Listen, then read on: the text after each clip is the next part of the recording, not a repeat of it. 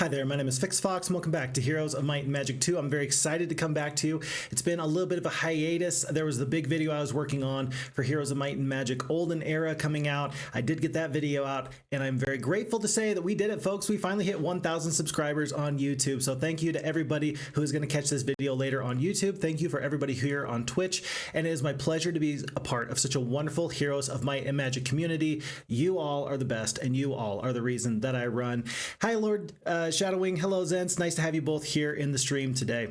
So we're going to be going into a playthrough that we tried once before and we failed. And it's very unoften that I fail at Heroes of Might and Magic. And when I do, I kind of make a little bit of a big deal about it. Most recently, what came to mind was Lost Continent. I got smashed on Lost Continent and I had to make a whole new video just to make sure that I'm like, look, guys, my pride says I simply must overcome this opponent, and I came back better, stronger, faster, and we overwhelmed our opponents eventually.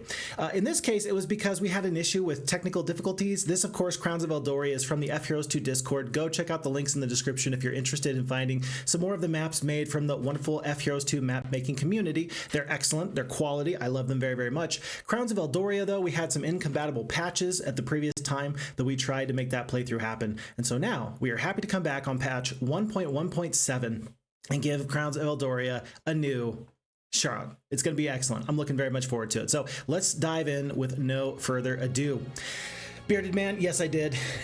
From one bearded man to one normally bearded man, I did shave. Yeah, and believe it or not, I've actually done a little bit of an effort recently to shave just about every day. I didn't shave this morning, but I wonder, are beards going out of style?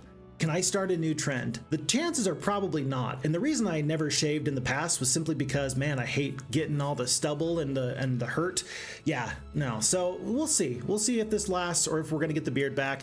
Time will tell. Pixo's in the chat. Hello, Pixo. Wow, he has no beard. Yes, I do not. I do not. But we will see how that goes. Zinsman, congrats on hitting 1K subs. Thank you so very kindly. I appreciate that very, very much.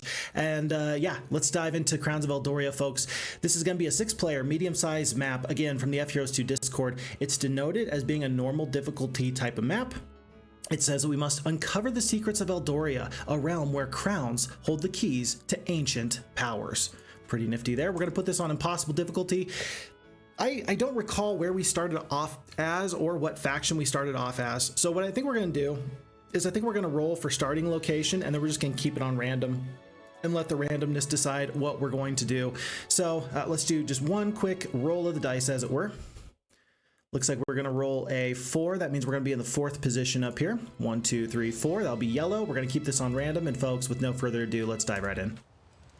Looks like we're going to be starting off as the yellow player here in, it looks like to be the 12 o'clock position, very close to the top of the map, at the very center of the board here. We're going to be playing as the Necromancers. We start off with Charity the Necromancer with the Ultimate Crown, +4 to each of our basic stats. That's pretty good. That's pretty excellent. There's something to be said about having a little bit of attack, a little bit of defense, a little bit of spell power. One interesting thing with this is going to be this. There's going to be, I assume, every hero for every faction that starts off with the +4, +4, +4. That means that secondary and tertiary heroes are probably going to be very, very weak. And that means that it's going to be really a battle of primary heroes. If you can find some enemy's primary hero and win a decisive battle early on and pick up an extra ultimate crown, you're going to be feeling pretty okay. So 7 of the skeletons, 4 of the zombies. And do we have anything here in our main town of Croxton? The answer is no. Just this ability to recruit skeletons. We can get ourselves into the shipyard if we so desire, but here on impossible difficulty, we have no starting resources. I see no reason why we ought not to leave the zombies being 2 speed behind and take these skeletons off and start adventuring. Here's maybe the real question is, do we jump into the boat on day 1 or not? One thing I do need to check. It's going to be Necromancers across the board. If we had a Sorceress here, I would definitely hire to put them in right now. I think it makes no sense to me to jump in the boat when I can get free resources here and then maybe get a second hero on the boat very, very quickly. Time will tell. Wow, you guys are blowing up chat. This is what happens when I'm gone for 2 weeks. Everybody's like, yeah, it's a party. We're happy to be back. That's what I love. I love being back with you guys. I keep the mustache goatee, Lord Shadowing says, because everyone says I look stupid without it. You know what? It becomes a part of your look, and I forget who said it, but there's somebody who mentioned, they say, well, at some point, the beard doesn't belong to you. The beard belongs to the rest of us. because the rest of us are the ones that have to look at you, and now you have no beard, and now it's a little bit off-putting because we're not expecting to see you without it. So it's kind of funny how that facial structure kind of works. As you can see, I've got different facial structure when I do have a beard, of course. Rise to Ruin says, hey, where's a Fix? And what have you done with his beard? Rise to Ruin, blink if a murder hobo stole it. Oh my gosh. If my wife is holding on to my hair, that'll be a surprise and not a very fun one. I think I would have to immediately call for help. Local law enforcement, turning on the wee-woo lights, and heading over to save me ASAP. We're going to leave all of these troops, save it be one skeleton, again, because secondary heroes are probably not going to be that important. We're just going to have Celia hop in the boat. I don't know how likely it is that the FHeroes2 engine co-players on this map are going to want to hop into the boat and take flotsam and chests where they can, but it seems good to me. Rather than go up to pick up this ore here on day one, I think I'm going to pick up the skeleton and go sailing as soon as possible. And that's going to take us into month 1, week 1, day 2. And then, yeah, looking fresh, I appreciate that. Every now and again, I will surprise you. It happens. Sometimes I will surprise you. Early on here, it doesn't feel too bad for me at all to have Charity pick up this witch's hut here with the basic ballistics. Early on, when I only have so many skills, you might run into a witch's hut on your primary hero where you get something bad. That could happen, but the chance of getting something that's at least B tier or higher is still pretty good. Early on, it doesn't hurt my feelings too bad to take it. I think that we need to be pretty smart with our movement points at this current juncture. For example, picking up this fountain, you might be on autopilot and just grab it, but if we're on autopilot, that might prevent us from picking up a new treasure chest today, for example.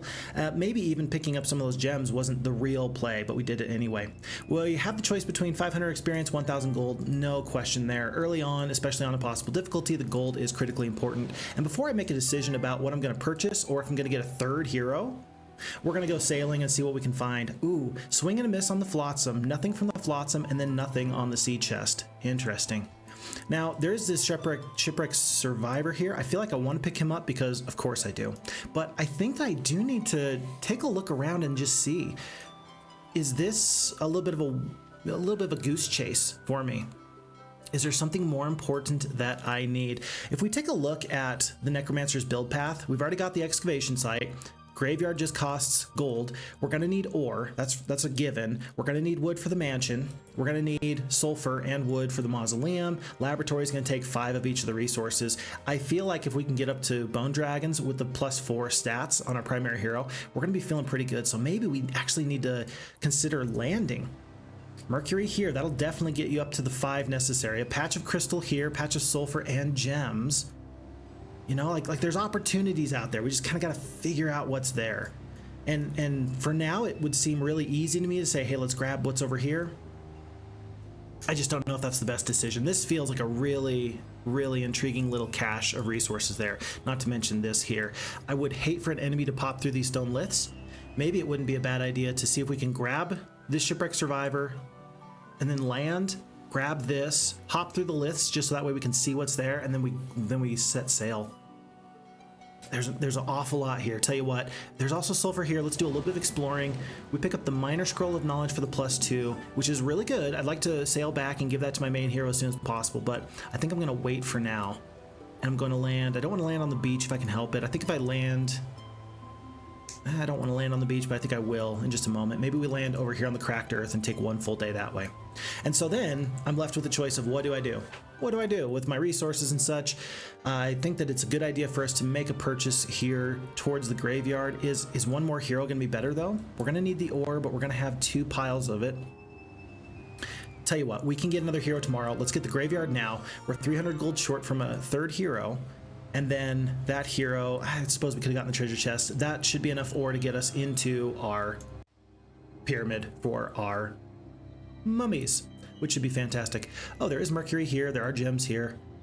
This campfire is intriguing because then that'll help us know how important some of these are. We'll wait in a second. We'll find out. Pixo says, is it me or is he under Red Bull? He's speaking as fast as his beard is gone. I do have a little bit of a drink here. It's not alcoholic, guaranteed. I think that would make me talk a little bit slower. That would make me talk a little bit calmer. Right now, I am a little bit excited to be here because I'm excited to see you all. So yeah, if I'm talking too fast, don't worry. As we go on, I get slower just because I take some time to calm down. Phixfox does calm down. It just takes a little bit of time. We're gonna pick up the wood right now because we don't need the wood for any buildings here today. And we are still gonna make this happen over here. We're gonna land, we're gonna grab another hero, is gonna pick up something over here. And even though we do have the 4 Mercury, we did need a little bit more here. So this foray isn't going to be too bad for Celia. Might as well make it Falagar just because of these 4 gargoyles. That could maybe help us take another fight that we otherwise wouldn't be able to. Something about these nice flying creatures are just really quality for me. I am going to save most of the centaurs as well. I don't think that there's any need for me to have any other heroes going on and about around this map. Are we able to pick up the pyramid? We need the ore, so let's make sure that we get this other pile of ore for 7 plus 2 per day.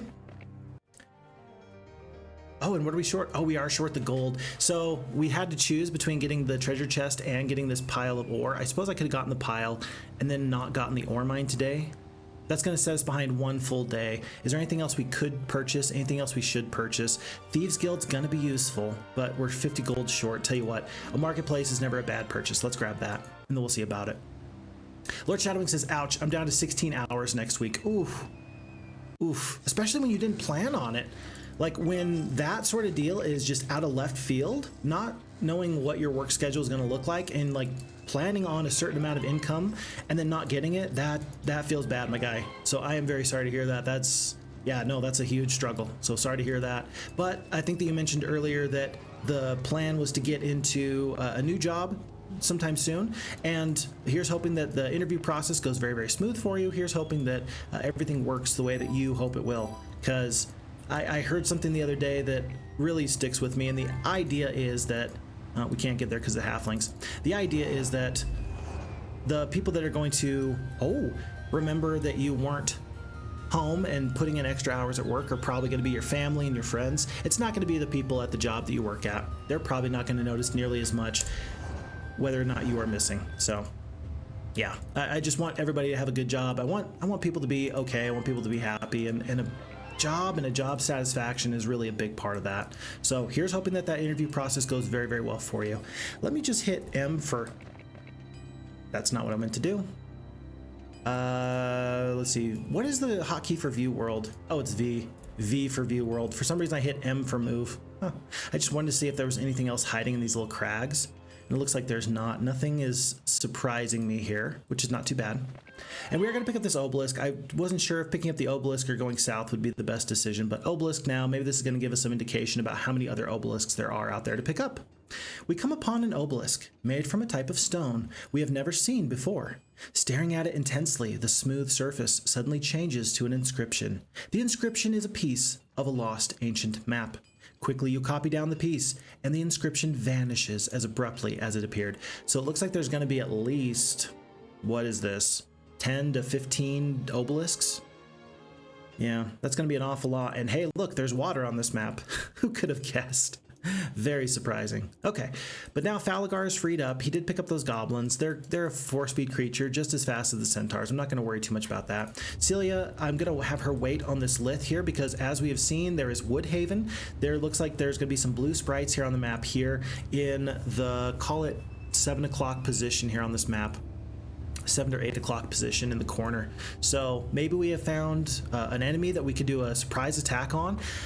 It might be worthwhile, actually. Let me consider. Maybe if Charity can get this artifact back, maybe just hugging the coast, we can do a surprise attack here on like a day 1, day 7. It'd be a little bit tricky, but we could maybe pull this off and take an early castle, like a week 1 castle. This is a really good opportunity, and you're always going to do better by taking an enemy castle than trying to be conservative and build up. I'm guessing that the enemies are away. Maybe not, because there's the boat right there. So that means that the enemies haven't set sail just yet. Regardless, we're going to stay here because I don't want the enemy to come through this Lith and surprise me. So we're going to wait for now. We're going to see if we can finally get our pyramid. We can. And that's going to take us into day 5. Alrighty. Perfect. Perfect. And there's that blue sorceress that we were talking about. 2 of them, it looks like. And then who did cast haste on Phixfox? Super fast. Super fast. Stop drinking Red Bull, as Pixo says, to make up for sleepless nights because of your newborn. Tell you what, there is something to be said about that.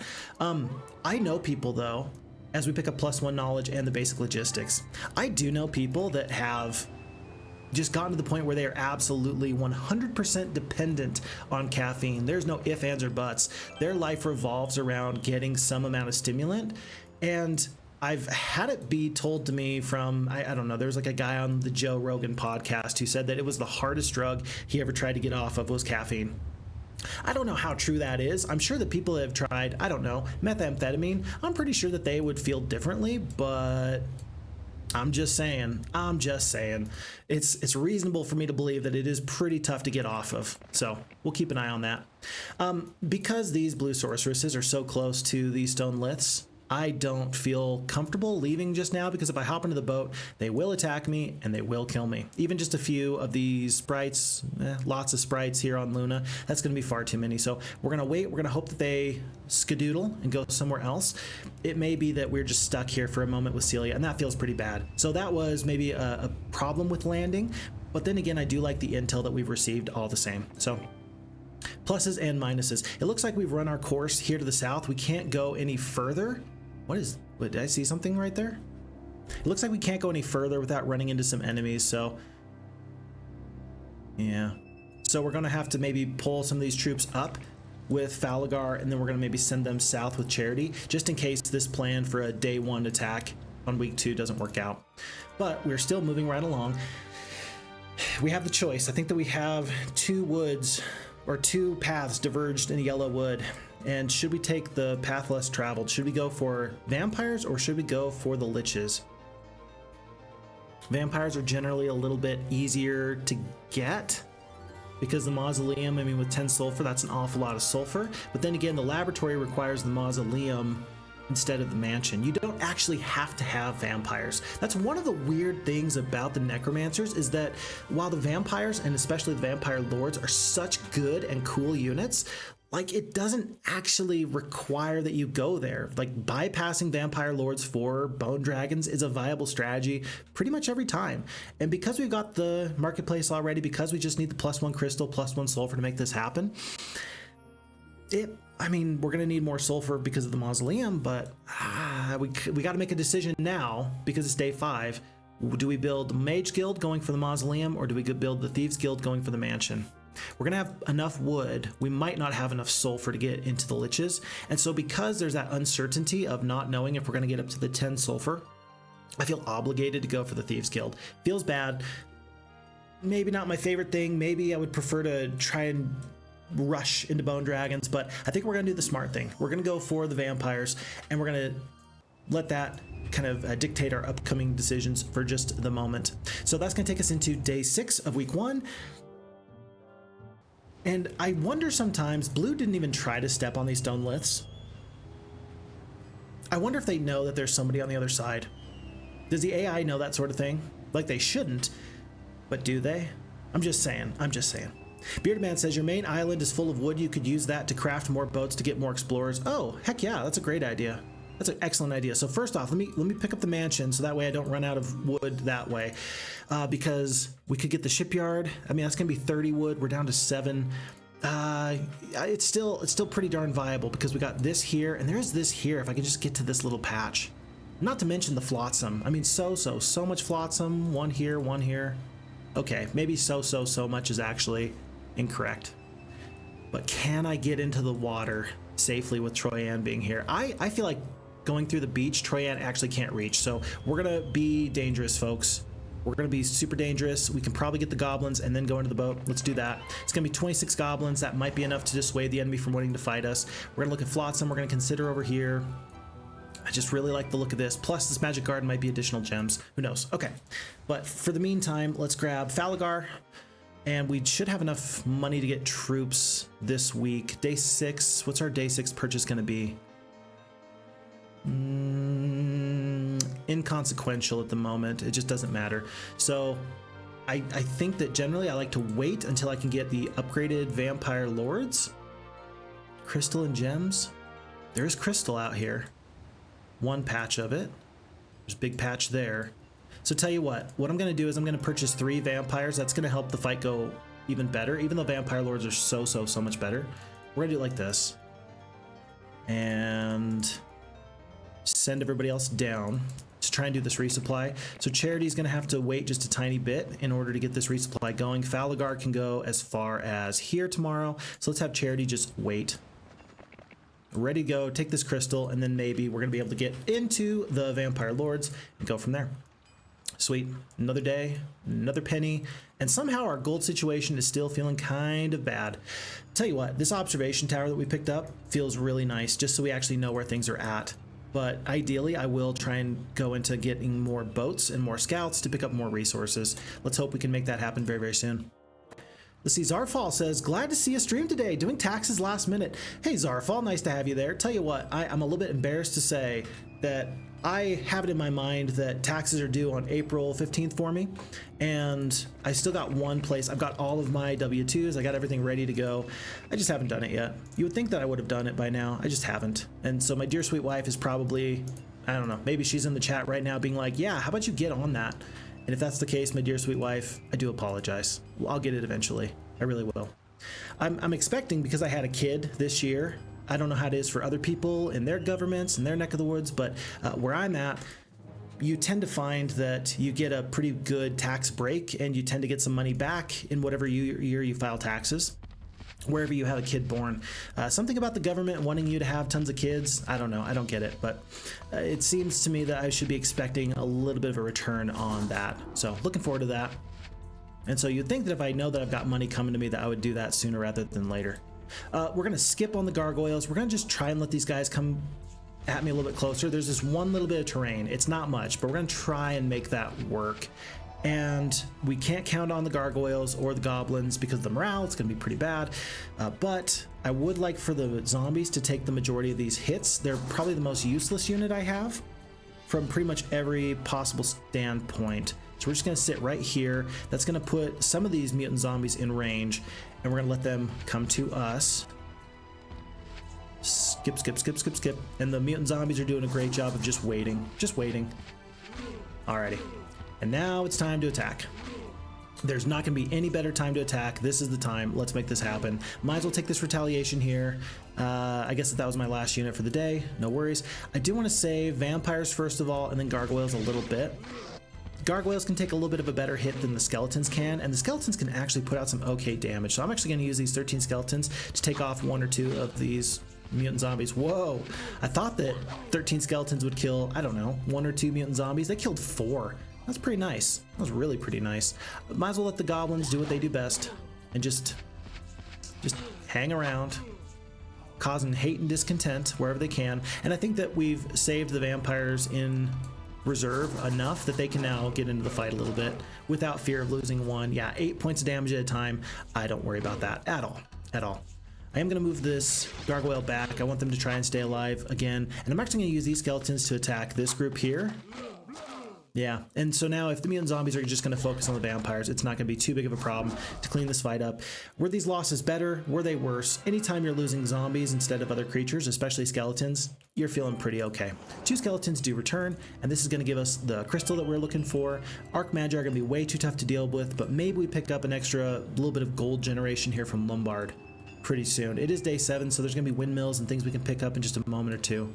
But for now, let's see, Falagar can't reach the crystal mine. Let's grab that and let's go from there. It's 7 crystals currently what we have, so not too far away. We're gonna get there, let's save our pennies, and let's get some vampire lords pretty quick to start saving ourselves the trouble of fighting everybody and maybe taking some losses. Plus 5 wood there, 1,500 gold there, and on we go, on we go. And then, yeah, Lord Shadowing says, Fix your opinion. I've got this interview on the 7th for a full-time position. If I land it, considering the cutting of hours, should I quit with little to no warning and start the new job as soon as possible? Man, I'll tell you what, that's a tough one for this reason. I've had this exact conversation with people I've worked with in other positions. I'm generally very much pro-worker as opposed to pro-company. I generally believe, and I try and tell people this, that giving people 2 weeks notice, it's a nice thing to do. It helps them out. Really, it helps them out an awful lot. And it's the kind of thing that as an employer I would like it if people did for me. But to be clear, where I'm at in my neck of the woods, people are not under any obligation to give me 2 weeks notice if they're going to fire me. They can just fire me, right? So really, the 2 weeks notice courtesy and letting them know, hey, I'm going to be leaving, that gives them opportunities to cut your hours even further. That might prevent you from getting certain other opportunities. It's tough. It's tough. I'm not giving you advice. I'm just saying these are the things to consider, right? And so maybe it comes down to what your experience has been like with that company in the meantime. Maybe it's been a really good experience, and maybe it's been a really bad experience. I don't know. You'd have to let me know. But yeah, I can definitely see the issues that you're kind of struggling with there. I wish I could give you more information. Maybe other people in the chat have some ideas about that. So we'll see. Okay, blue has made their way through these stone liths, and there also is a blue sorceress in the water.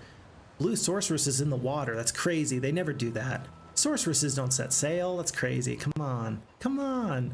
I think I'm in a weird spot here.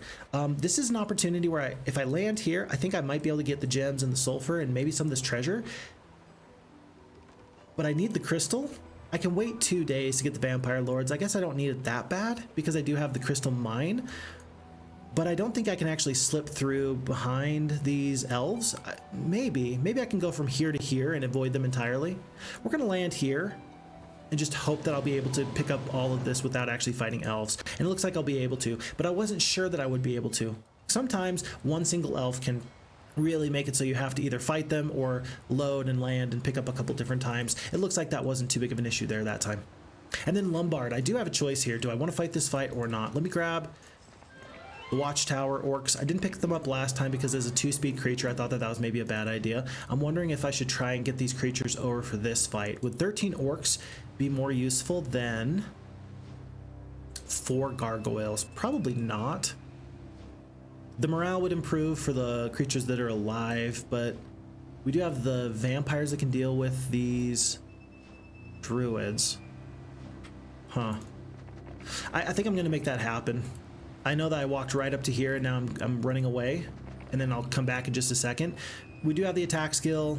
This is going to, be a change in the way that we do things. I think that this will work out just fine.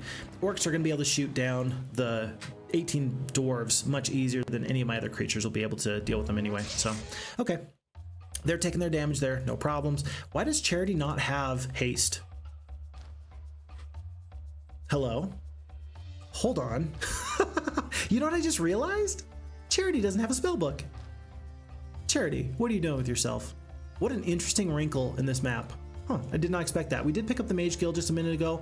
We'll have to go back there in just a moment or two. We'll have to see. Spixo says caffeine's not that addictive. There is worse. Sugar, drugs, of course, mainly, and of course alcohol, which is the worst. So alcohol to you is the worst, Spixo. That is the addictive substance that it ticks those boxes where you're like, no, alcohol is pretty darn bad.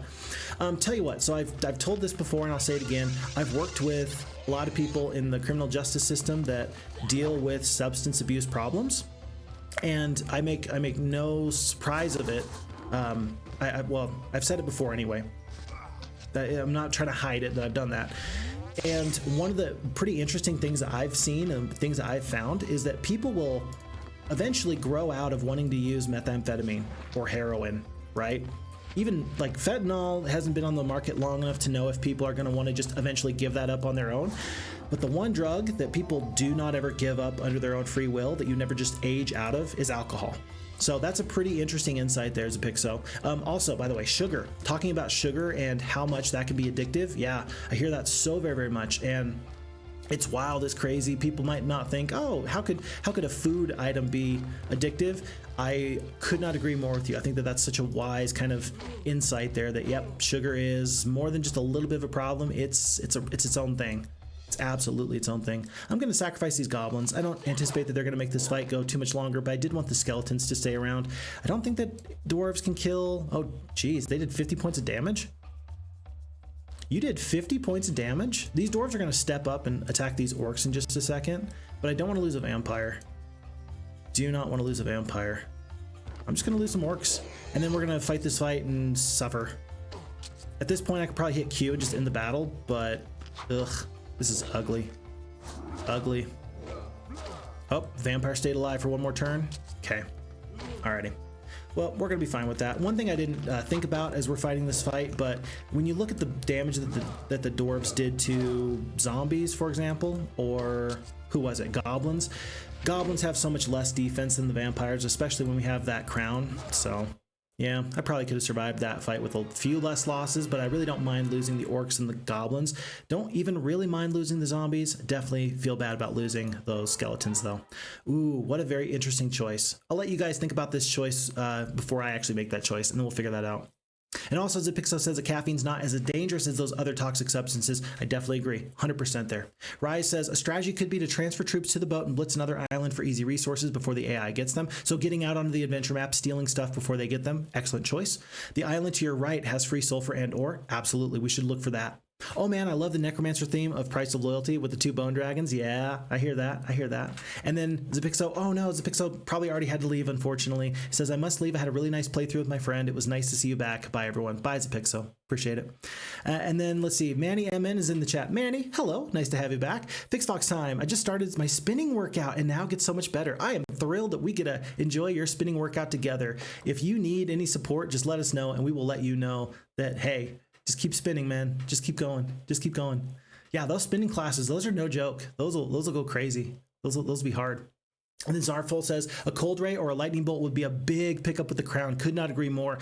The 4 knowledge combined with the extra damage that you're going to get from the spell power, really nice. Really, really nice. And then Lord Shadowing says, diplomacy in this case. You're looking for the diplomacy over the necromancy. Okay, interesting. I like that. I like the idea because diplomacy can do a lot of different things for you.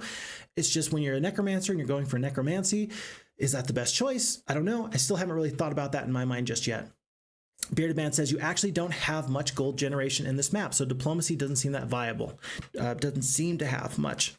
I think that that's pretty viable, but still the fact that you do have the ability to surrender at reduced cost, there's some value there. Even if we're not going to get major creatures joining, I do still like the diplomacy, even just to make sure that I can get out of a sticky situation. I think in the previous map that we did with Spell Slingers, I think that we saw that several times, that I can play a little bit more aggressively, knowing that I can get out of a fight that I just don't want to have to lose troops to.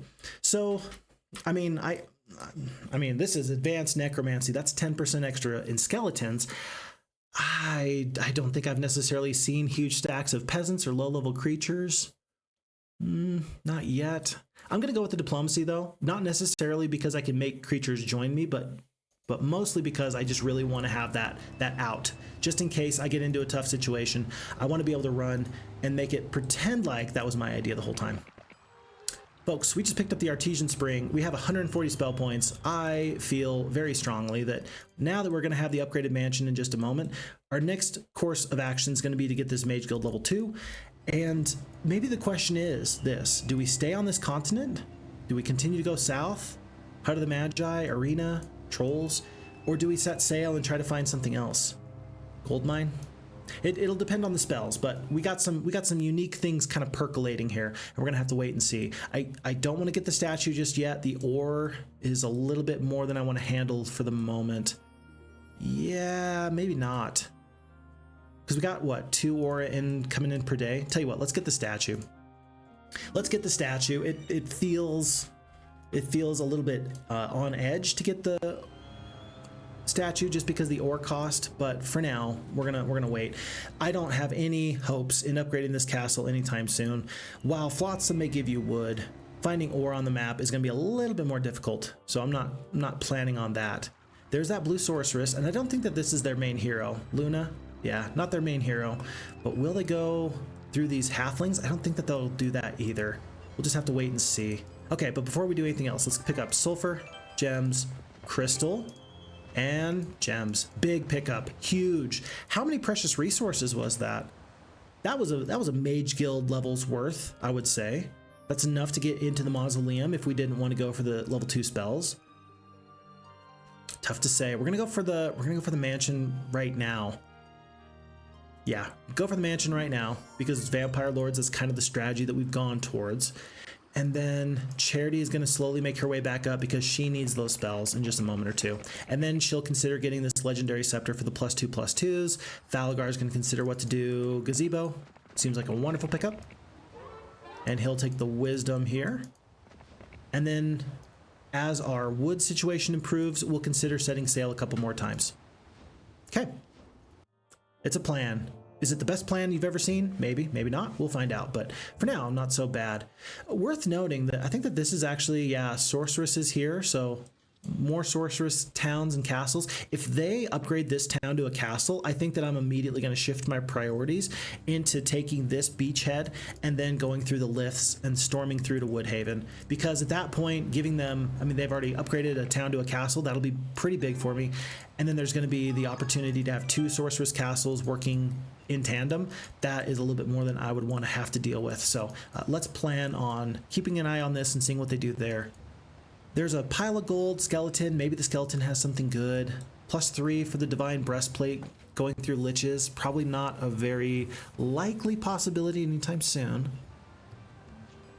Is it worth it? Should we go back into the boat? It'll take me 2 turns to go out of my way for these. Or I could hop into the boat next turn. Is what we find on the high seas more useful? Possibly. Is it possible that we're going to run into another seafaring enemy? That's exceedingly likely. We already saw one enemy pop in through this whirlpool. I want that flotsam. I really want this though. I think that, tell you what, I think we're gonna hop into the boat and we're gonna try and get the ability to get more boats soon. I know that the enemy could hop into here. I hope that they don't. And then we're gonna try and snag this whole coast because whoever said that, was it Bearded Man? Was it Rise? Was it Manny MM? Whoever it was, they mentioned that there was this island to our immediate east. I think that that's really a good call. So we're gonna head in that direction in just a moment. Okay, remember Charity does have to go pick up some spells. Off you go, my friends. And Vexen TV's in the chat. Hello, Vexen. Nice to have you here. Welcome, welcome. We're playing Crowns of Eldoria. Yeah, no beard. Every now and again, I'll surprise you. My poor dear sweet wife has lamented the fact that I don't look like the person she married. In fact, in times past, what she's said is, hey, when I kiss you with no beard, it feels like I'm cheating on you with another man. Which she does not like that feeling at all. And yeah, I don't think I like that feeling either. So yeah, a beard, that kind of matters. So I think that we'll see. We'll see if we stay clean shaven or if we do something else. Time will tell. 4,200 gold. I don't have any real upgrades on these troops. I'd like to get some upgrades before I purchase them. I think I'm gonna leave zombies behind. Let's focus on these vampire lords right out of the gate. And remember, it's super expensive. It's super expensive to upgrade even one vampire lord. 300 gold, so we could actually do it. We could upgrade all the vampires and get a big stack of vampire lords. Is that my best troop right now? I think that is my best troop. We do want to try and get the mausoleum by the end of today. It's gonna be 4,000 gold. It's day 3, so we'll have 1,000 gold on day 4. 2, 3. We'll be able to have the gold necessary even if we have to trade a couple of resources. So tell you what, I'm gonna do that. This is my best current troop. I think this will not hinder me from potentially getting the mausoleum. We still need the sulfur, we still need the wood, but this is my best force, and this is gonna help me deal with these arc magi, especially with the spells we have. So we're gonna see about that. Do a Bismarck mustache. All right, I'm Googling it. Bismarck mustache. Ooh, oh. Yeah, okay, I could do that. In fact, I could do, tell you what, just keeping this sort of deal and then keep the huge chops, right? I could do that. I do enjoy every time I shave, I'll go through the stages of the beard where I'll have the full beard and then I'll take out this part so it's just the big goatee, and then I'll take out this part so it's like the handlebar mustache, and then you'll adjust the beard and you'll end with the Charlie Chaplin, and then you'll go from there. I do that every time I do a big shave. So we'll see, maybe as we grow back, if we'll just do the big friendly mutton chops into the Bismarck. Yeah, we'll take a look at that. We'll take a look. You would rock such facial hair pretty well. I appreciate that. That's very kind. So, tell you what, it's just genetics. I didn't do anything special. I once had somebody ask me, they're like, how did you learn to grow a nice beard? I was like, learn? How did I learn to grow a nice beard? Does a fish learn how to swim? Does a bird learn how to fly? I don't know, maybe they do. But it just kind of came naturally. So, even if I wanted to teach somebody how to do it, even if I wanted to help impart that wisdom onto somebody else, your guess is as good as mine. We're going to make sure that we get these gargoyles over here. This fight with the Archmagi and maybe this fight with the Druids, this is really the reason why we picked up Falagar instead of another Necromancer. Those gargoyles should prove incredibly useful. Might as well have Falagar be the best hero he can be, and ideally, he's not going to have to defend against this enemy Alamar that's hopping into the boat. We might have missed out on our opportunity to pick up all this. We're going to have to wait and see where Alamar goes. I hope he goes into this area and gets lost. Maybe this is an island and there's a waterway hugging the coast. We'll see. Any purchases to make? No. We're hoping that we can get into Liches very soon. Man, blue just keeps coming. But they did not take this town, by the way. Did you notice? They hopped into the boat. They did not take Mermac. Huh. Very surprising. Very surprising. But if the enemy does come back and set sail and lands here, it's going to be Falagar with his 4 spell power 2 knowledge and that spell with the lightning bolt that's going to have to do the defense. So we'll see. Do I continue in this direction? Do I hope I can land? I can get there in 2 turns.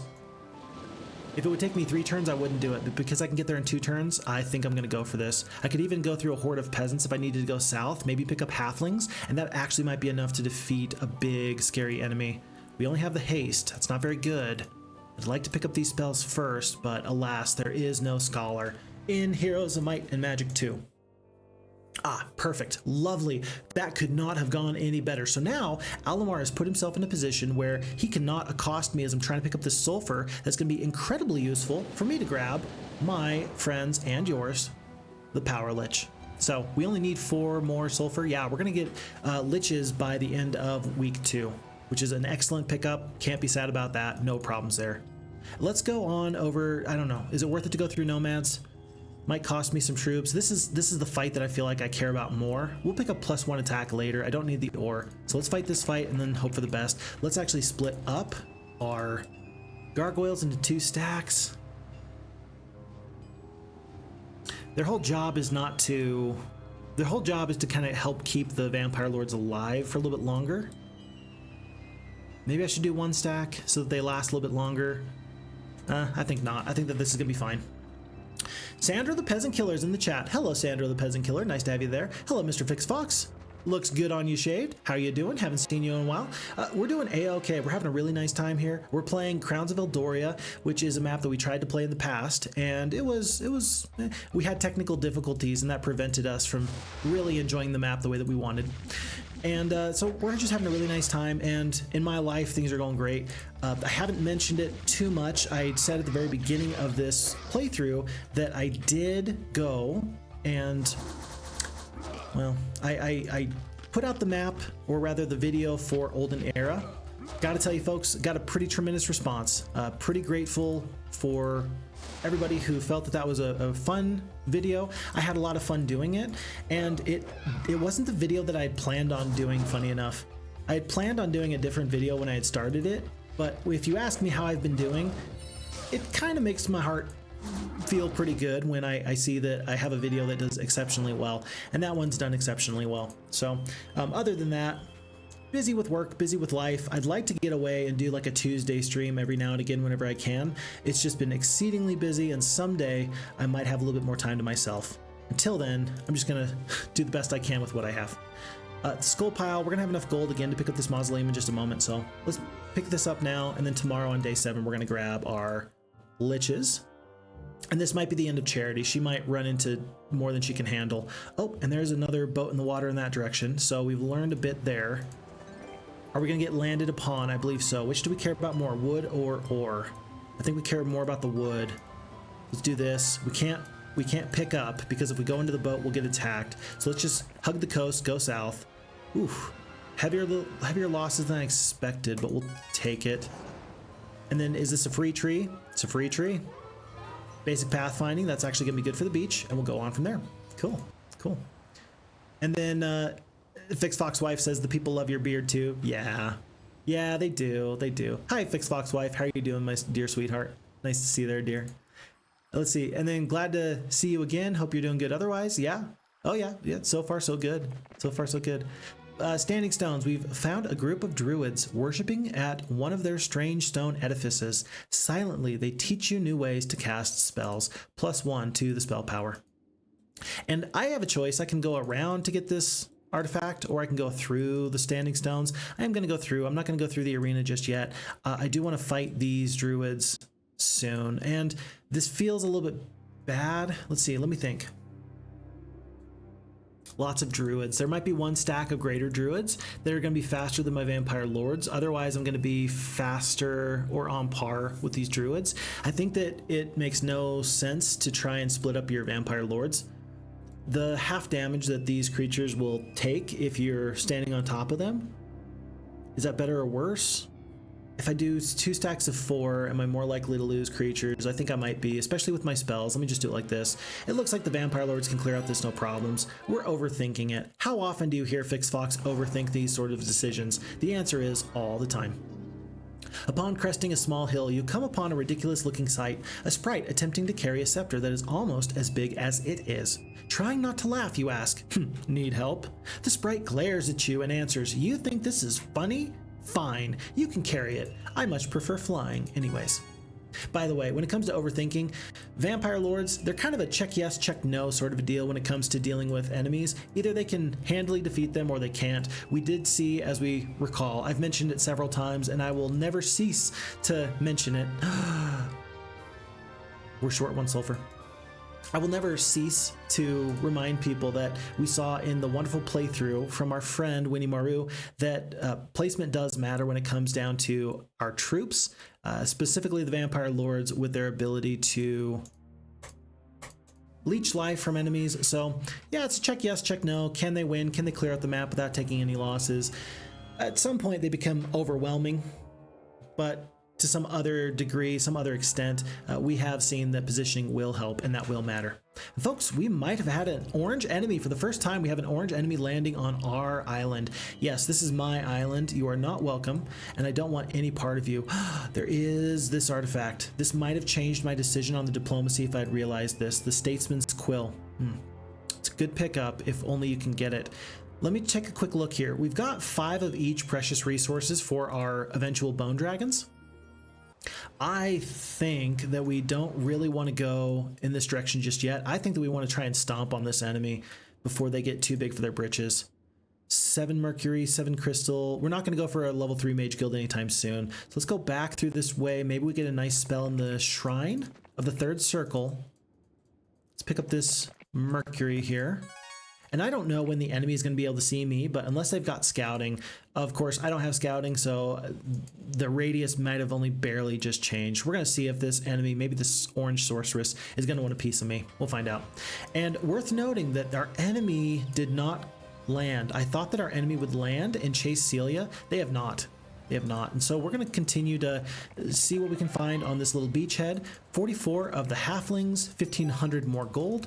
Very nice, going for the bone dragons. And then another obelisk. Maybe this is going to give us some new information that we haven't just had. Falgar is he's going to set out because there's this windmill, but he's going to remember that his job is to stay back and really defend. That's all I really want him to do and help get our stacks of creatures big and strong. Sandro, Aerie, there's no hero that has been defeated and then rehired, so we're good to sit and wait for now.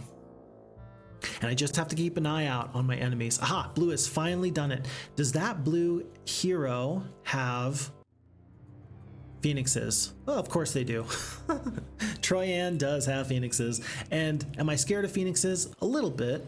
A little bit. I mean, I got the lightning bolt. Maybe the enemies do not have such a good damaging spell as I do.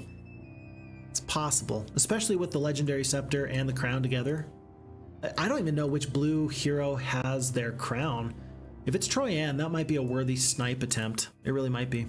This is Astra, by the way. I see no reason I shouldn't go immediately kill her. I don't think I want to risk getting the arena and getting stuck and not being able to reach her. So let's just grab her right now. Glorious victory, 620 extra experience. Not too bad. And there's actually a free boat.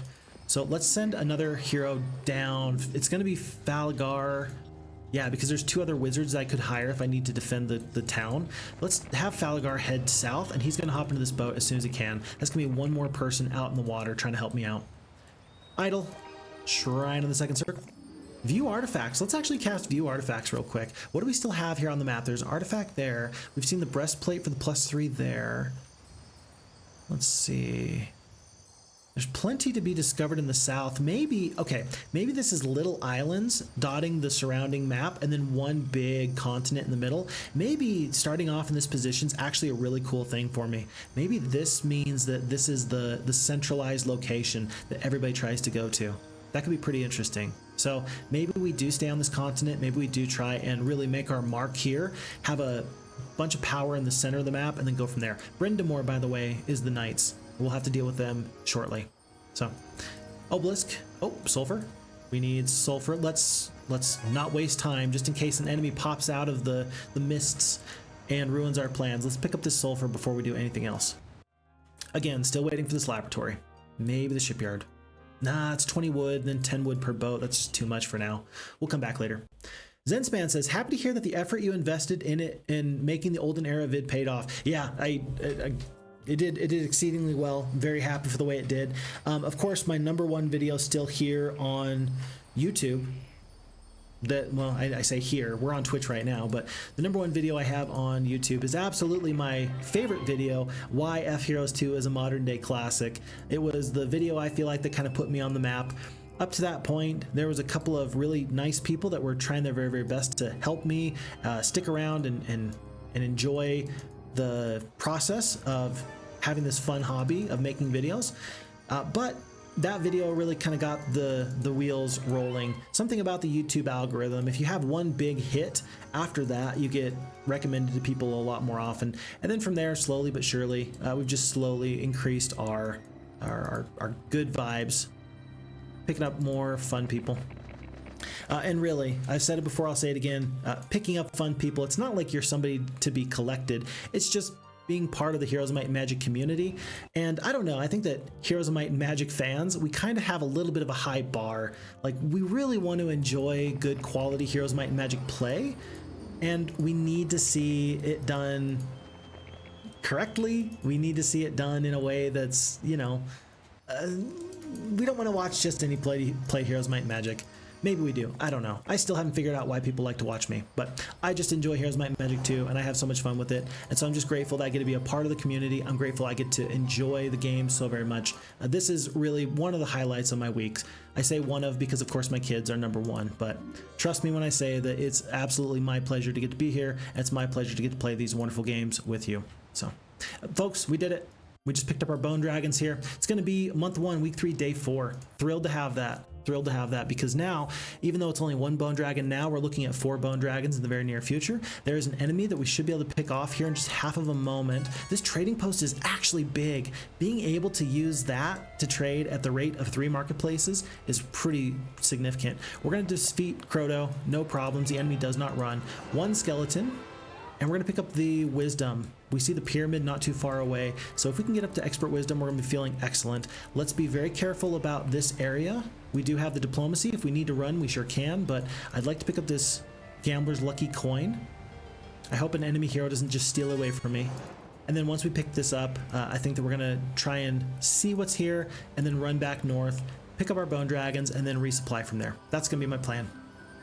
Sandra the Peasant Killer says, by the way, I was a bit surprised that other people recommended you to try one of my maps already. I didn't expect that. Yeah, no, it's not a surprise. I think that your maps are exceptionally well done, Sandro, and yeah, because you've done maps not only for Heroes 4 but also Heroes 2, I think, right? So you've done quite a bit.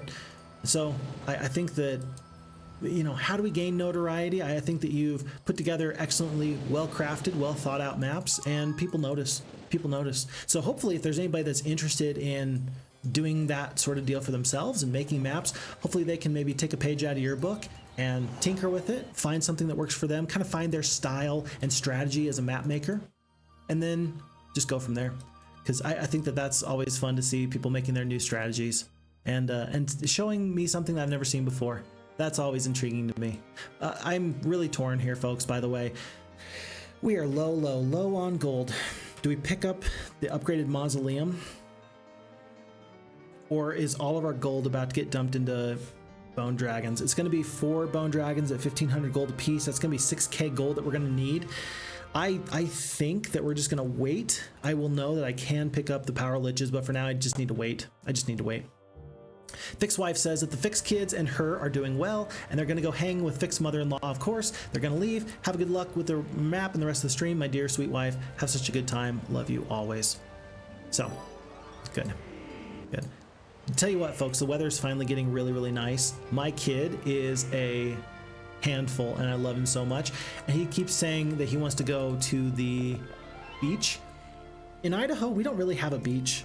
In my state that I live in America, we don't really have a beach here, but we do have lakes, and so I think I'm going to end up taking him to something nice like that. Well, the fact that he's telling me where he wants to go and what he wants to do, though, it's really a joy and a pleasure, because for a long time I wasn't sure how much he was going to be able to share with me.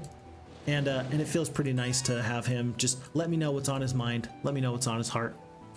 Water Summoning Altar is actually kind of an interesting opportunity. These are good troops, they're quality troops. They can help you take things like these ogres, that might help you take these mines, that might help you get this +5 to the attack. This is a really kind of interesting place to land, and I think that it's the next safest place I can land. I might even roll these troops through Brownston. I mean, I don't know how many ogres there are. That's a little bit scary. That's a little bit scary, just with water elementals and Falagar. Falagar does have, hey, he does have Lightning Bolt. For how much damage? 100 points of damage. He can cast 2 of those in an upcoming fight.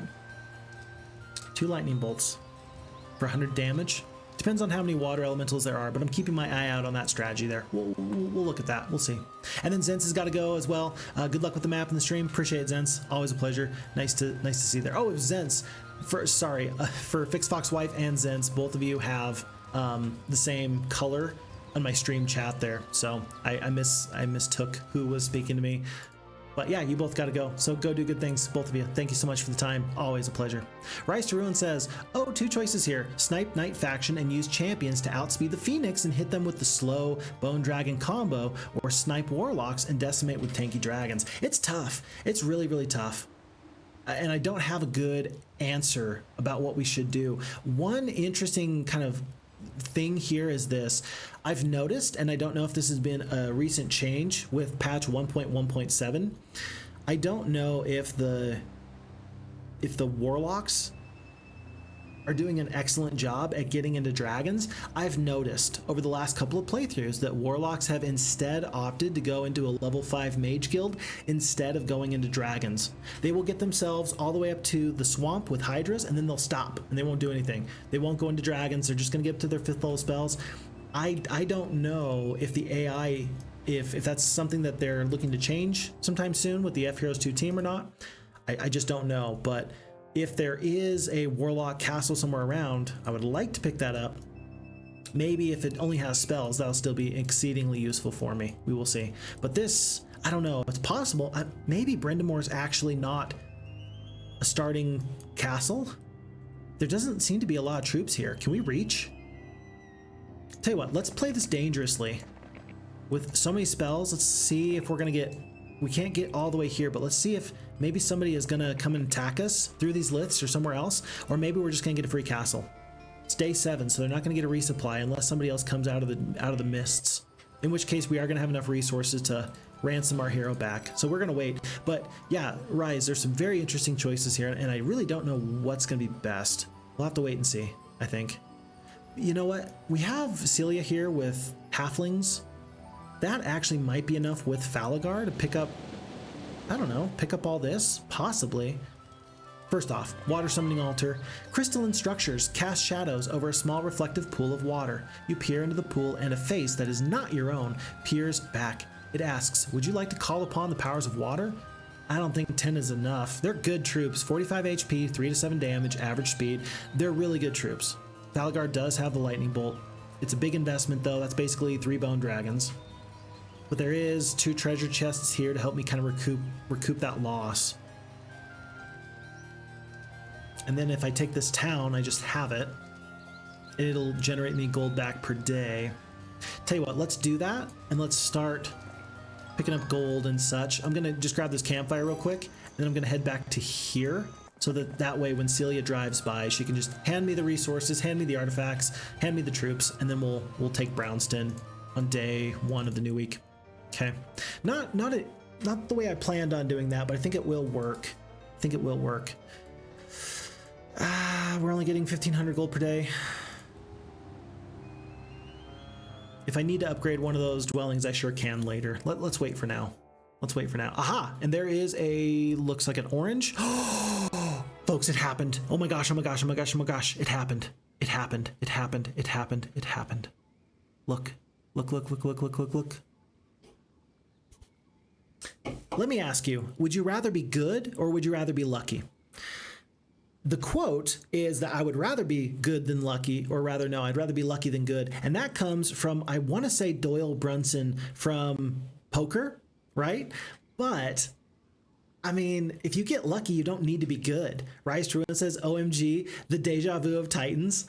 Yeah, seriously. And then Lord Shadowing, buy the bonies before the Plague Month. Absolutely. Such a great luck. Your enemies are super dead. Bearded Man says, yeah, this right here just blew this scenario out of the water. Could not have gone any better. +5 Bone Dragon growth for this new week. +5 Bone Dragon growth. Let me click on this. Let's go back to our castle and let's just see. We have 9 Bone Dragons available to us. There is no reason to pick up anything else except Bone Dragons and Vampire Lords. Very glad we did not upgrade the Mausoleum. Let's just get a big power stack and let's go, go, go. Folks, this map just got blown out of proportion. Wild and crazy stuff here, and I'm loving it. Good luck. Feels pretty good. Rise said, immediately thought of the Week of the Titans short video. Yeah, that was from Great War 2 map, where we just got Week of the Titan for +5, and that immediately turned things on its head. When that happens, if it happens against you, that might spell your doom. And I guess that begs the question, and you can tell me how you all feel about this. I think that it's a really good question to ask. Do you like RNG in Heroes of Might and Magic? Some people might say, I don't like the RNG because it should be a skill game and strategy should reign supreme. However, I think that RNG like that, even if it works against me at times, I feel like that's useful. I think that that's valuable. I think that that's fun. I really do. I really do. So I don't know exactly how you feel about it, but I am okay with RNG when it happens, even if it does happen against me. All right, it's going to be a glorious victory. I overthought this battle again. Don't I always? I am going to fight this though. I've got a couple of lightning bolts. I might as well use them. Golly. Good stuff. Good stuff. Happy for it. We're going to kill 10 of these orcs immediately. We're going to take the retaliation from these wolves. Super dead. Oh, good morale from those goblins there. We're going to get 7 to 15 damage off here. Kill the rest of the stack. And I think that my halflings, rather than focus on these orcs, should I just kill these goblins? Goblins are going to do more damage. Orcs are going to for sure get damage off now. Tell you what, let's actually kill the orcs. We do kill the full stack. That feels okay. And I do get the first shot off with these water elementals. We mostly kill the whole stack. Yeah, these water elementals are pretty solid. And we're going to save that last lightning bolt because there's just no need. But, all right, that feels pretty good because that's an extra 500 gold per day pretty much. We are up to, well, 1750 gold per day. Wait, what? So 1250 here, plus 250, plus 250. Okay, yeah, 1750 is what we got per day. But that's basically a bone dragon a day. I can work with that. I can absolutely work with that. Celia is now just here to hopefully not die. No guarantees that she will not, but it wouldn't actually hurt my heart to send her through this whirlpool. Maybe we could land and take some of this stuff. Yeah, sure. Actually, can you? Where do you even land here? Huh, I don't think you can land on this island. Yeah, I don't think you can land there. I think that that's just there to taunt you. But I'm going to go through the whirlpool several times, and I want to see where the whirlpool will take me. At this point, she's best off as a scout, making sure that I know what's about to happen. So, good use of her time there, good use of my time there. And if you notice, we've got 9k gold. I kind of want to purchase a hero and send them south, just so that way I can do this resupply. But we do have Phineas. Now, Charity is not taking her turn. Of course, she's the primary hero. I was waiting on this decision. Do we fight this fight with 8 of the Vampire Lords against a guy with some pretty good troops? One lightning helmet would absolutely ruin my day there. How good are the Vampire Lords? I don't think that they're that good. You got 2 ranged creatures that you have to deal with. Lots of the orcs, several of the war trolls. Yeah, but we have so many spell points. We have so many spell points. I think we can fight this fight and win. Tell you what, so especially we can fight this fight and win if we're in Brindamore. So let's attack, let's stay put, glorious victory, 11 skeletons extra, and I think I'm going to take the basic pathfinding. Let's see, we've seen cracked earth, and we've seen some beach. Oh, and we have seen some swamp. So yeah, the pathfinding is ideal there. And with 7 attack, 7 defense, 11 spell power, and 11 knowledge, 126 spell points with a lightning bolt ready to go, I think that we're just going to sit and huddle down. I don't think that we're actually going to fight Phineas unless there's troops in here. There's peasants. I mean, there's peasants. We could do that. You could always just retreat and keep your artifacts, right? Oh yeah, absolutely. So even if the fight doesn't go well, we can always retreat.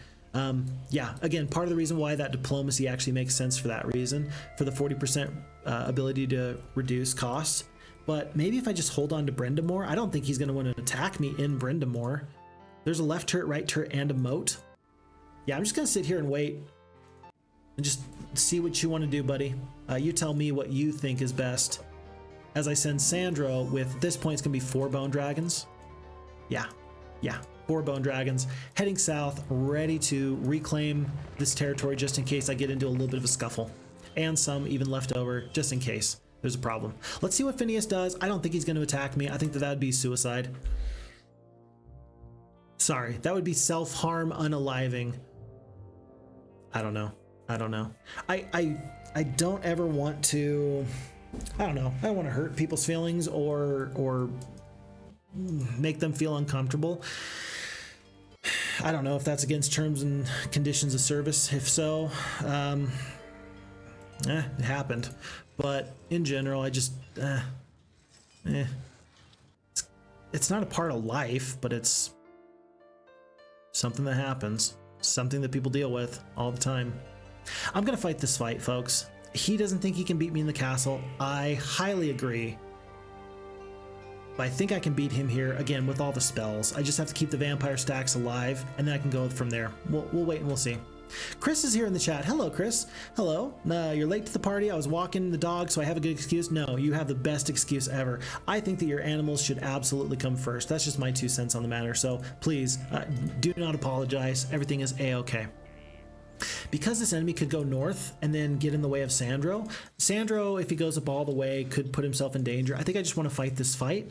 It puts me in a bad position. I'd prefer to fight this fight with the bone dragons. I just don't think that there's a good way I can ensure that I can get the most favorable fight here.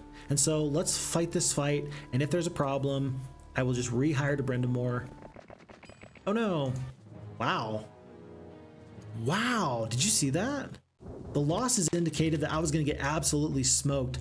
Phineas the Barbarian simply must have a crown. Look at this. 8 attack, 7 defense, 5 spell power, 5 knowledge. This guy is pretty scary. Now, what he probably doesn't have is a lightning bolt, which is going to be even more scary. I can kill 1 whole stack of either the war trolls or these orcs. Tell you what, let me just prevent the damage from these war trolls. Got to kill them at some point. And then I could start to tangle with the Cyclops, but if I do, I'm going to get collapsed on by these wolves. I don't want that. So I'm just going to skip for these vampire lords. Actually, wait. I'm going to send them north. I'm going to send them right here just to try and make sure that they stay alive, because I don't want the enemies to get good morale. They've got good morale, normal luck. I'm just going to sit right about here and just wait. Just wait. Let the enemies try and kill me with their orcs from afar. Let's just sit and wait and make sure that nothing too bad happens. We do lose 1 vampire lord there. We're going to get that back at some point. Then, let's see. Zombies are just here building a wall. And let's see, I could kill 1 full stack of the Cyclops pretty much. I'd kill 3.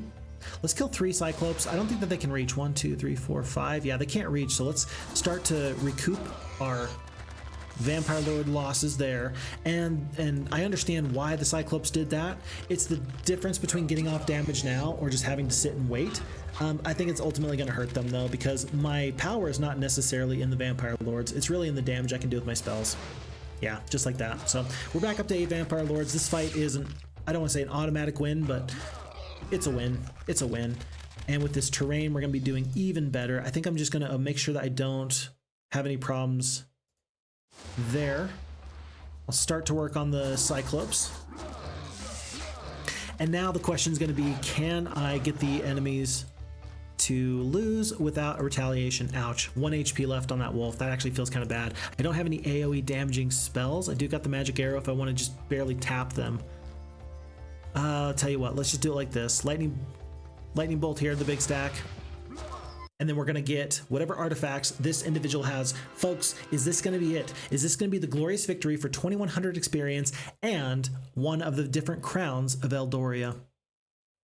Yay! Oh, I forgot. Oh, I completely forgot. As you reach for the ultimate crown, it mysteriously disappears. I forgot. I had it in my mind that if I was able to attack one of these major enemies, that I would get my crown and their crown, but that is not the case. So I'm very sad to say it, but there is one crown that is no longer on the map. With our starting enemies here, that means that there's at least, well, there's no guarantees, but there's possibly up to 1, 2, 3, 4, 5 other crowns left. Sad, sad.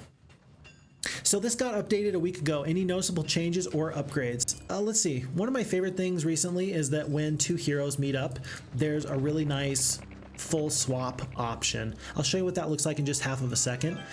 As far as AI goes, I had wondered just a moment ago whether or not the AI is doing a better job with dungeon in order to get up to dragons rather than just go for a 5th level mage guild every time. I don't know the answer. I don't know the answer to that just yet. Holy kittens. Falagar, I need you to go back. I know I told you to go over in that direction. I need you to spend a night in Brownston. Because then he'll have 40 spell points and he'll have access to the blind and the lightning bolt. Yeah, he's gonna take these ogres after he gets this artifact. I don't know. Ghosts? That's too much. But we're gonna try and go and drive for this artifact here in just a moment. So yeah. Still waiting to see exactly what all the changes are. At this point, I personally feel, as we lose some troops, I personally feel that the FHeroes2 team has made so many wonderful changes that changes that they're making now are, dare I say, somewhat minor. Like, they're meaningful and significant changes, don't get me wrong, but I feel like the changes that the FHeroes2 team is making at this point is polish. I don't think that there's any major changes needed to the FHeroes2 AI for it to be playable or well-loved or accessible. I've said it before, I'll say it again. I think that the FHeroes2 AI is the biggest reason to play Heroes of Might and Magic 2, FHeroes2, in the year 2025. And I feel that now, I will feel that in the future. In general, they are polishing the AI, they're continually making it better, and that's okay. And I'm definitely for that. So far, massive changes I've seen, not really, but there's still time. We shall see. We shall see.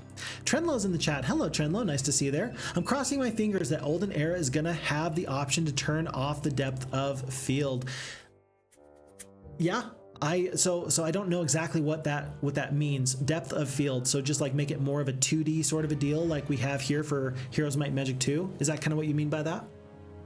I do have to tell you that, in comparison to what little I've seen out of Heroes of Might and Magic 6 and 7, I do feel strongly that Olden Era is more on the right track with the art style that I would like to see. I understand that it still has a different vibe than some people really want to see, but I like it. I like it. Although, let me remind you that I'm not here to tell you how to feel about it. So all opinions are welcome when it comes down to whether or not you like FHeroes or Olden Era's art style. Okay, so one quick thing, Chris, this change happened, it would have been last patch or the patch before. I can just swap the whole army. So this army goes to here and this army goes to here. I can do that big swap in just one go. You can also still do the send option, but then that leaves a single bone dragon sort of a deal. So this can be a little bit more useful to have this option to do a full swap if you so desire. In this case, we're trying to get everybody on over to Charity, and she's got it. And I think Charity is going to go and roast Jacqueline. We don't have the expert wisdom just yet anyway, so we don't want the pyramid. Hopefully this will actually get us up to the expert wisdom. We'll have to wait and see in just a moment. No, in the trailers you see the borders of the screen are blurred. Oh, the borders of the screen are blurred. Whereas in Heroes 2, all of the screen is clear to me. Interesting. I didn't even notice that at all. Yeah, and so yeah, there's some of those things that look kind of fancy, like the extra eye candy, like ray tracing, for example, is a big deal in a lot of games. And oh, we have the ability to do ray tracing. Whereas I'm just sitting over here saying, I don't really want ray tracing in my game. I would like the opportunity to turn that off. You're saying that the blurred edges and the depth, that might be interesting, but you wish you had the opportunity to turn that off. I can feel that. I vibe with that in a big way. I dig that.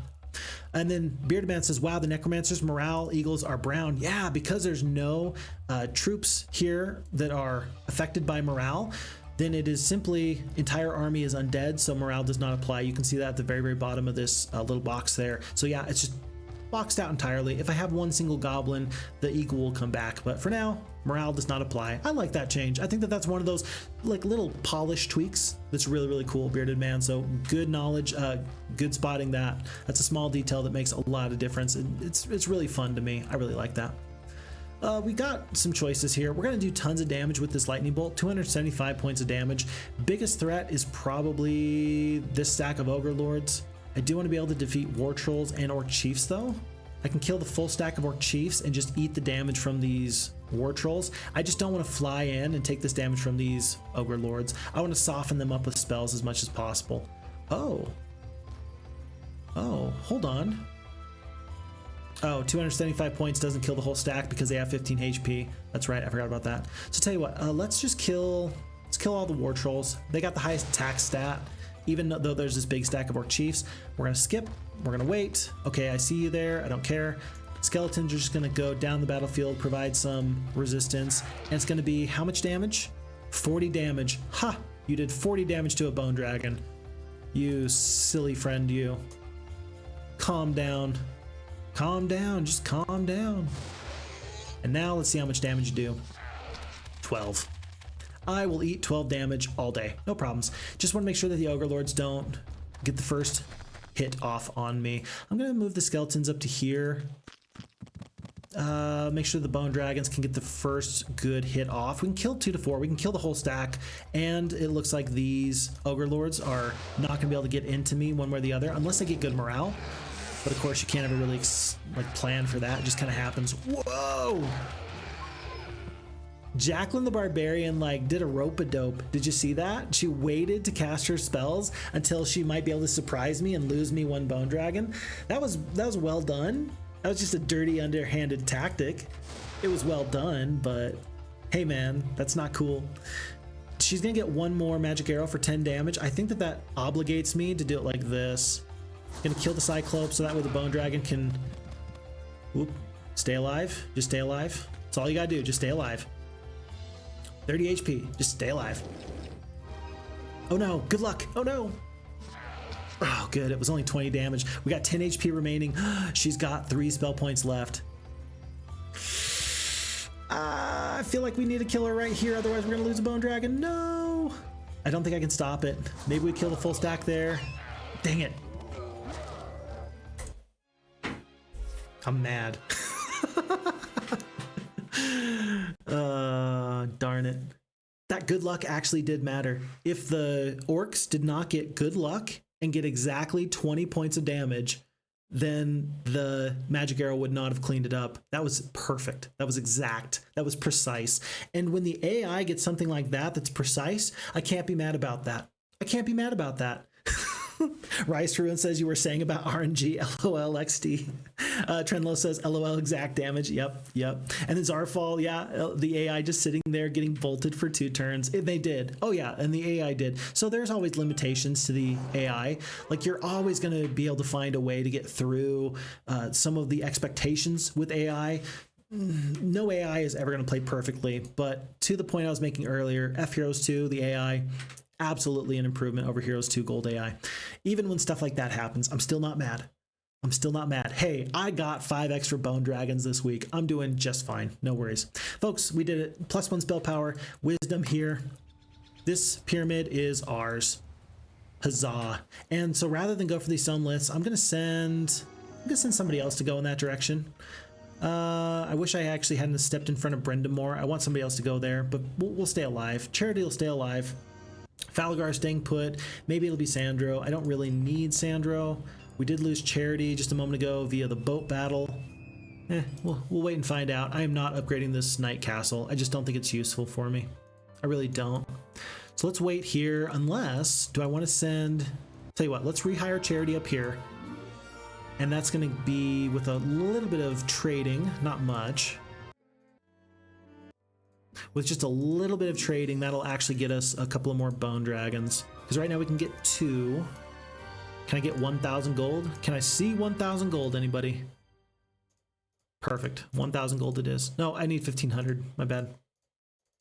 And then with this, we'll send 3 more bone dragons south. We'll be 1 day ahead of where we otherwise would have been. And I still feel nice knowing that there's 2 dragons here that are sitting, waiting, and defending just in case something horrible happens.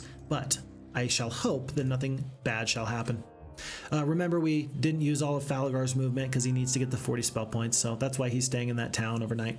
Okay. Let me get caught up. There's a couple things I missed here. Trendlo says, I also don't like one of the tile sets. I think it's Wasteland, but that's pretty subjective. There was a couple of tile sets that look kind of interesting. There was like a more of like a red sort of tile set, but not red in the way of maybe Wasteland. It was like red, almost like a venomous jungle type of deal, kind of like what you would see with a carnivorous plant, like how a Venus flytrap is kind of green on the outside and like red on the inside. That was interesting to me. I didn't consider in my mind yet whether I thought it was bad or good. I just noted that it was different.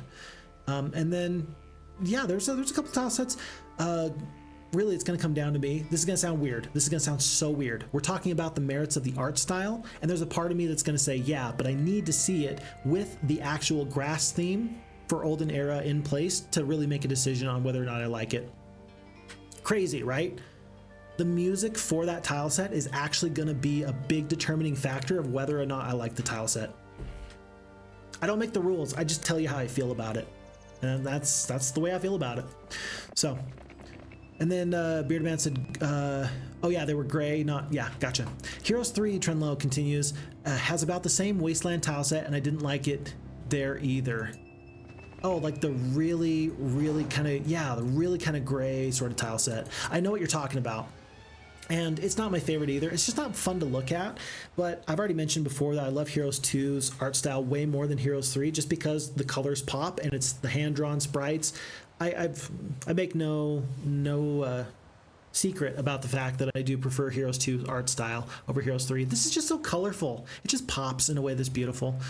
Heroes 3 feels a little bit washed out to me, but I've also had actual artists leave me comments on other videos, and they're just like, yeah, no, but this is like the correct way of doing it, and okay, all right.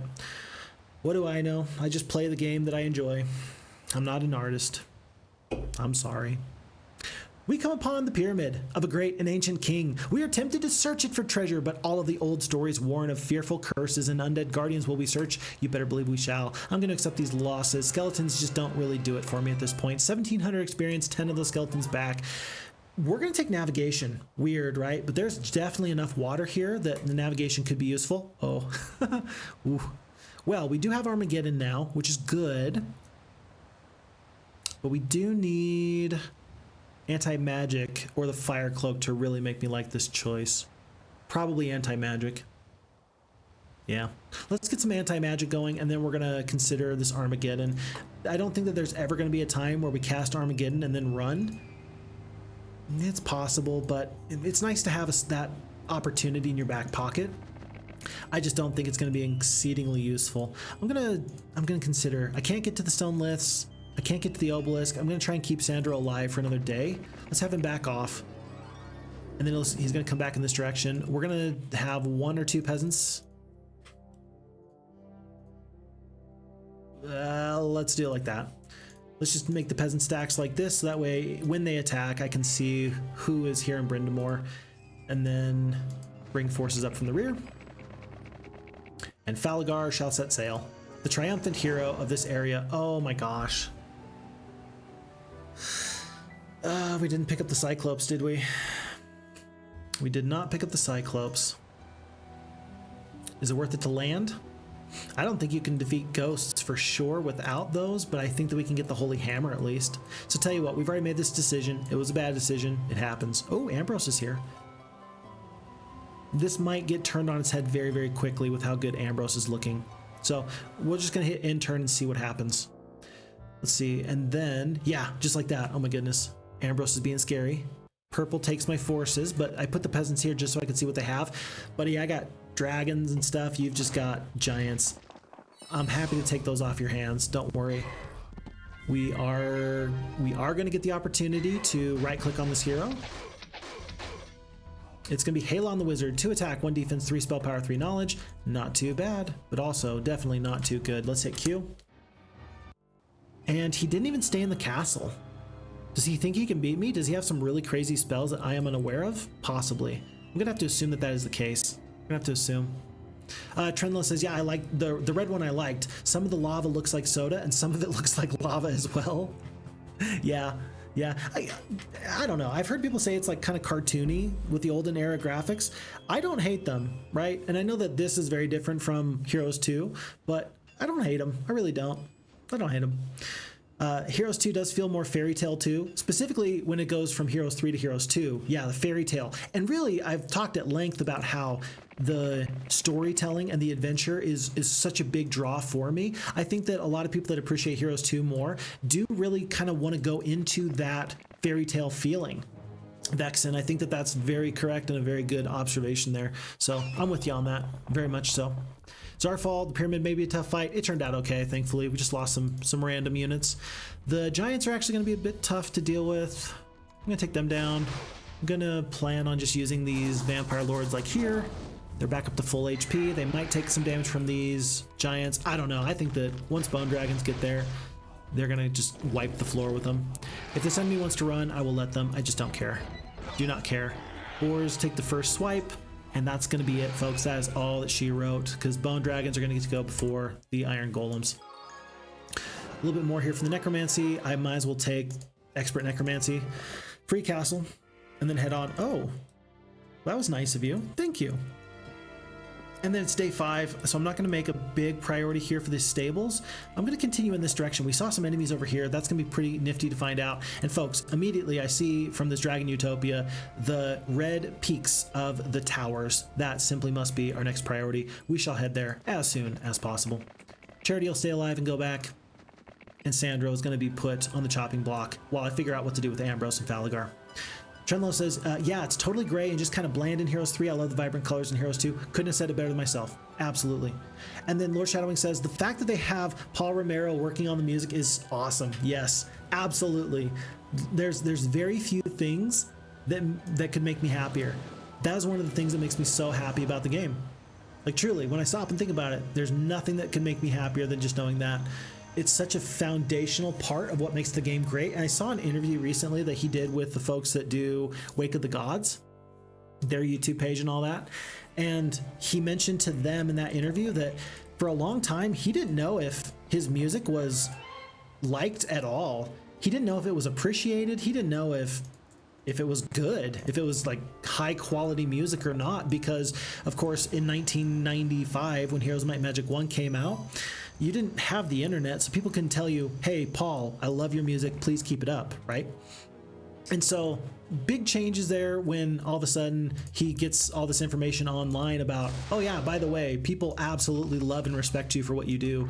Thank you so much. Yeah, I could go on at length about how much I appreciate what Paul has done for the series. I think that there's never been, maybe never, I don't know. Has there ever been better study music than that found from Heroes of Might and Magic 2? I couldn't tell you, but I do know it's exceptionally good. It's exceptionally fantastic. So for the next person looking to pass a new class, if you're going back to school or something like that, yeah, just try throwing on the Heroes 2 original soundtrack. Let me know how that goes. Maybe throw in some Heroes 3, maybe some Heroes 4. Oh my gosh, the music in Heroes 4 is lovely, just in case you haven't checked that out recently. But how grateful should we be as gamers that we get to enjoy such high quality music? I submit to you that there are very few things that we deserve in this world, and Paul Romero is definitely one of those things that we don't deserve, but we're so very happy to have. I'm going to use this goblin here to just make sure the enemies don't step up too much and cause damage. Let's try and kill this big stack of 3. We did pretty okay. And with all the spells, clearly we've done a good enough job in keeping ourselves alive. I could cast one more magic arrow. Should I? Sure, why not? And small hit there. We only killed one of the ogres. 1-2, 1-2. I'm gonna keep the goblins. They might be good for single stacks later. And we're gonna call that a day. Okay, 5 of the halflings, 1 of the water elementals, 1 of the goblins. We're gonna pick up the expert wisdom. That can always be useful. We're definitely gonna grab this holy hammer, and then we're gonna hope that we can defend this little barbarian town there on the high seas.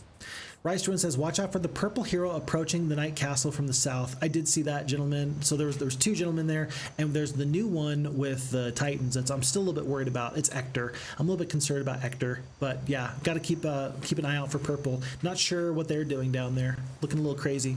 Trendless talking about, like even the swamp in the wasteland, it has so much heart to it in Heroes Might Magic 2. Yeah, it really does. The colors really work well together, and just heart is a good way of putting it. Do we know the minimum specs for Olden Era yet? We do not. But they do have some individuals that are working on their arena mode. They've opened up the early testing, like the alpha testing, beta testing, and they've made that available to some individuals. It was like a first come, first serve basis, and then they randomized it.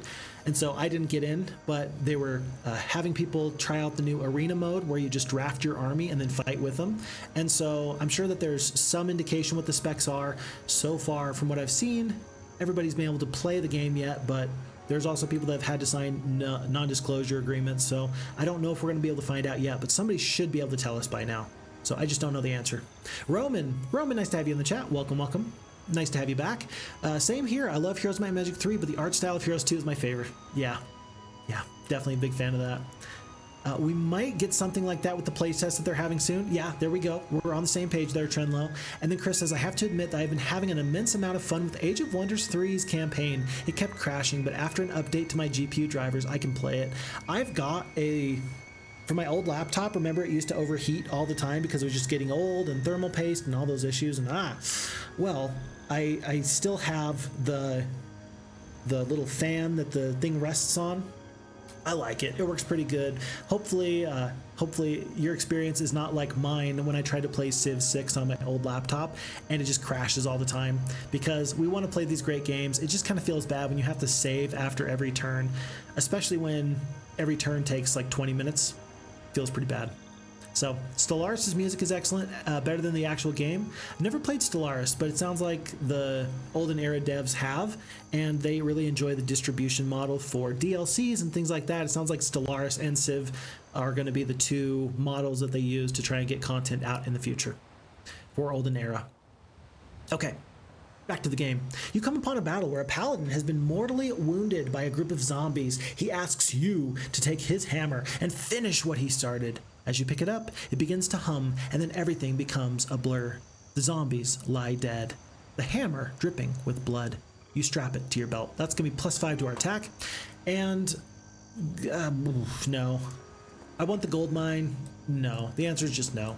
And here, I'm going to hire the Cyclopes just to keep them away from these enemies. Like, it feels bad because I know I'm going to give over blind to a hero that can actually use the blind. That feels bad.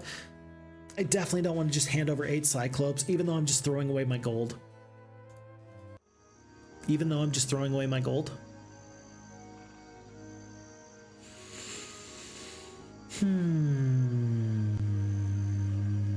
What's the likelihood that I'm going to pick up Brownston again anytime soon? This is like a real tough decision here. I could spend 6,000 gold here just to throw it away, to keep it away from the enemies, or I could use that gold for these other forces. Like, we're getting Liches. We got tons of Vampire Lords. Like, we got stuff to do here. If this was Heroes 3, I absolutely would be hiring these troops away. It's not Heroes 3, it's Heroes 2. And don't ask me why, but that actually feels like a meaningful and significant difference to me. I tend in Heroes 3 to hire troops away just so the enemy can't use them. But in Heroes 2, I do that much less so. Much less so. New obelisk, we are slowly cruising away. Alchemist Tower, very interesting. And this makes me think, something about this makes me think that the ultimate artifact is probably like over here somewhere. Although this is all lava terrain. One more time. Grass, dirt. But it's a pretty big area. This is probably like green or gray mountains. Not, maybe it's brown. If it's dirt, it's probably brown, but there's a river that runs through it. That is a river and not a road, I think. It's just that feels like a lot of land mass to try and hide. I don't think I have enough information. We're going to come back later and find out. Ambrose could get strong enough to get your castle, something to worry about. I think you're right, and it really does depend. Tell you what, it really does depend on if he's got their crown. So here's what I'm going to do. I'm going to hire just the one Cyclops, because I don't think the enemy can kill me. Rangers are going to be able to reach me. Nobody else should be able to reach me. Yeah, so we're just going to wait here so that way I can see how big and tough Ambrose is. We're going to get Falgar with this Holy Hammer out. I'm gonna send somebody over to try and steal that off of him. You know what I could do, folks? I could just feed the ghosts. I could feed the ghosts and make sure that nobody takes this mine ever. I don't think that's a good decision, but I could give it a try. I'm gonna hop in the boat and we'll go from there. But if for some reason I think that getting the hammer out might be in jeopardy, I'd rather feed the ghosts and then rehire my hero somewhere else. Let's see how this battle with Ector goes, and let's go from there. I was gonna ask, could you, let's see, as I said off stream, have you had a chance to muck about with Heroes of Might Magic 5.5 mod yet? Real Phixfox, no. This week is my plan. This is going to be the week that I intend on, let's see, not today. Let's see, today's Friday. So I've got Saturday and Sunday to myself with me and my family. So on either Saturday or Sunday, after my kids go to bed, I'll work on the Heroes 5 campaign that we're currently in. We're still in the middle of one of the scenarios, and I need to finish that scenario off. I think I'm going to go through the entirety of the Queen campaign, and then I think that I'm going to go to the 5.5 mod, because I think at this point I've experienced enough of Heroes 5 just with the base game. I've been told that the 5.5 mod really makes it.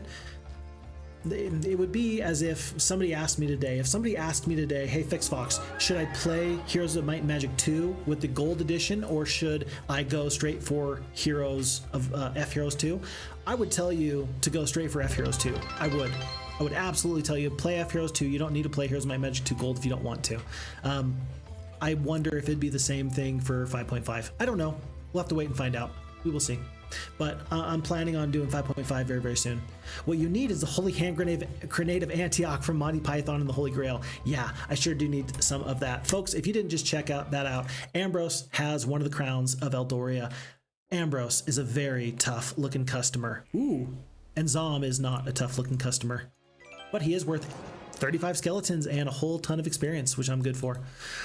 So yeah, let's see. We just had some nifty stuff go on in the chat there.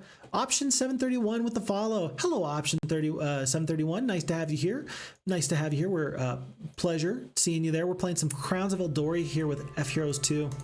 And having a lovely time. It's turning into a really fun match. Anytime you see me lose a match according to the auto battler, it's nice to know that there's some real wild and crazy stuff happening. And so, folks, we have found out that Ector the Knight does, in fact, have another one of the Crowns of Eldoria. The kind of hook to this map is that everybody starts off with one ultimate crown. We do have Charity the Necromancer here with level 10, and she's got the 9 attack, 8 defense, 13 spell power, 11 knowledge, and we are up against this Ector the Knight, 10 attack, 6 defense, 5 spell power, 5 knowledge. He does have blood morale and the good luck. 39 spell points remaining. He used his first little bit there to steel skin his 3 titans. I think that there's nothing for me to do but to start by lightning bolting him to the ground. Tell you what, we didn't kill one full titan, but we did pretty okay. Did you notice? Lightning bolt does 162 points of damage. Folks, why does that happen? My damage has been cut in half because somebody has the lightning helm in his backpack. Wow. What a moment. What a moment. So, I think that truly what I'm going to do here is I'm going to step up with the Vampire Lords. I think that we're still going to win this fight, but all of a sudden when your damage is cut in half, that makes things a little bit tougher. Thankfully, we do have the defense and the attack that we can actually match what this guy's got going on, but these titans are going to be a bit of a struggle. I can't even kill all of these boars yet.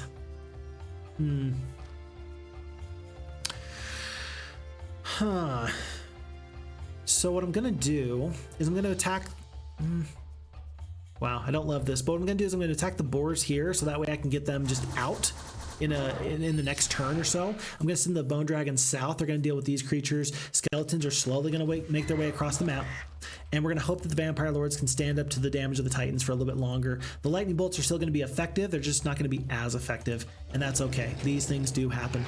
Lord Shadowwing says we need more Phixfox Pops videos, like the YouTube shorts. I'm down to do those. I'm absolutely down to do those YouTube shorts. Those are super fun. Those are super fun. And then Bearded Man, you do have teleport. Could use it to get your skeletons southeast. I don't think that the damage from the skeletons, hold on, 55 skeletons? I don't know who does more damage, 55 skeletons or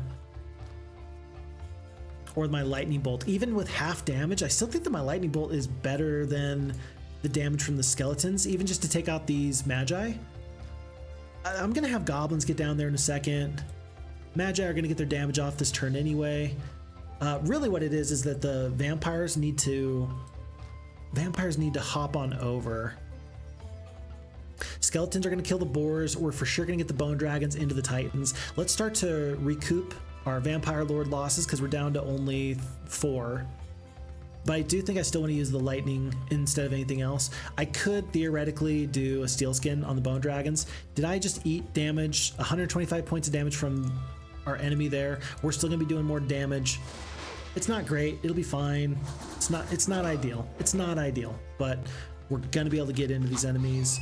We're down to 1 Titan remaining. We can't kill 1 full one with the bone dragons, yes, but this is our best chance of doing damage. We do 79 points of damage, 77 on the return.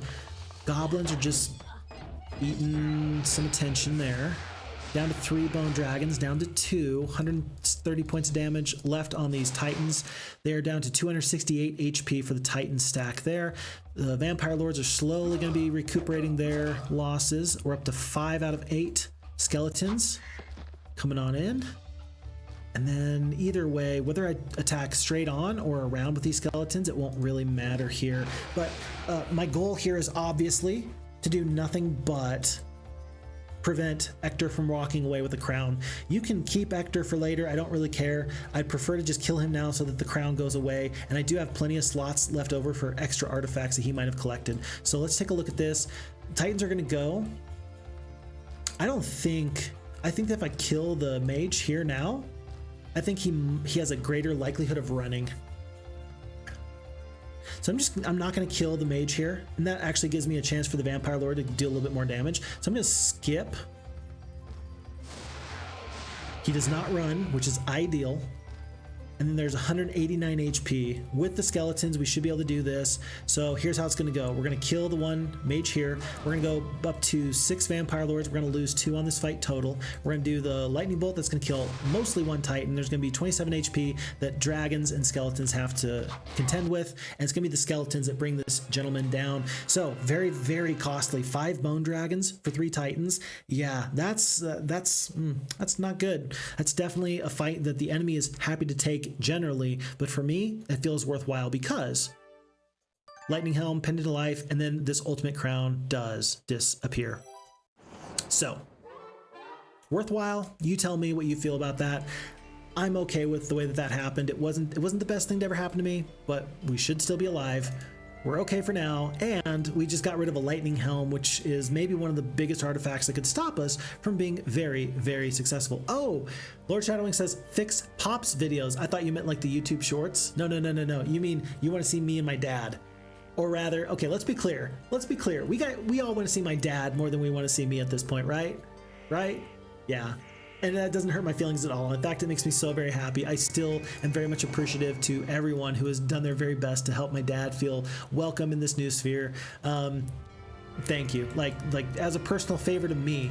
I know that that's not why people like videos and enjoy things, but if that was somewhere on your radar of, oh, hey, this will make Phixfox happy, you're darn right it did.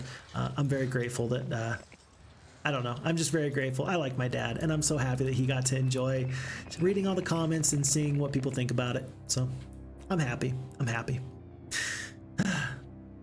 Good stuff. Bearded Man says, the greatest part of the victory was the 8+ skeletons. 8 skeletons! 8 skeletons! Not 1, not 2, not 3, not 4, but 8 skeletons. 8 skeletons. Rice Ruin says, gotta rush the wizard castle ASAP. He'll have 3 more titans soon. He will, but the big difference is that I'm still gonna have my 9 attack and my 8 defense. The next time that I'm up against Titans, they're not going to have Ector the Knight with 10 attack and 9 defense. So yes, you're completely and utterly correct, but next time I see those Titans, they're going to be in a big world of hurt. So you're totally correct. I'm gonna play this a little bit slower. Oh, I should have gotten this Dragon City. I wish I got the Dragon City. I didn't. At this point, I'm just going to play this a little bit safe. I'm going to go back for the stables, going to pick that up. I'm going to go north, pick up more Bone Dragons. I do need to go grab this Artesian Spring so that I can get maximum spell points, and then we'll head back south and continue our conquest. BRB, need to take a shower. Good idea, good idea. I'm absolutely for it. I only just barely got my kid to realize that showers are actually wonderful. He went from thinking that baths were the #1 way to go, and all of a sudden he's like, oh wait, showers are great. I hop in, I hop out, I'm clean, it's done. I'm like, yeah, kid, it's good stuff. New month of the troll. Regular growth for the trolls is doubled, and we see all these little trolls here on the map. I'm gonna just start, attacking all of them and taking their skins and hides for free gold. We're gonna pick up the stables here. And I will, for the very first time, folks, we're going to grab this oracle here. So, here in the oracle, nestled among the trees, sits a blind seer. After you explain the intent of your journey, the seer activates his crystal ball, allowing you to see the strengths and weaknesses of your opponents. So, here we are as our, where are we? Yellow player. Looks like we've got competition all around. It looks like for some reason purple and orange are not doing too good on their troops. Their best heroes, not the best. Ambrose is maybe the next biggest thing we got to worry about. We have seen Alamar. So interesting that the sorceresses hired Alamar as a warlock and then he became their best hero. That's kind of nifty. As far as like army strength goes, we are on the board. We're kind of in the middle of the pack there. Somehow we're in the middle of the pack even after we got +5 bone dragons. That's crazy. That's very crazy. We do need tons more gold so that way we can actually purchase the liches and the vampires. That'll take some time, but we will get there. We will get there. But artifacts, we're doing great on artifacts. That feels good to me. And the fact that we're doing exceptionally well on these obelisks found, it may be that we pair the ultimate crown with something else that's nice and shiny. And if that happens, I'm going to be feeling a-okay. By the way, I mentioned gold is a problem. In the meantime, Brenda Moore has been picking me up an extra 1,000 gold per day. So very soon, that's not going to be as big of a problem. So with 1,300 gold, let's go Bone Dragons first, then Vampire Lords, and we're out of gold. Jeez. Already? We're already out of gold?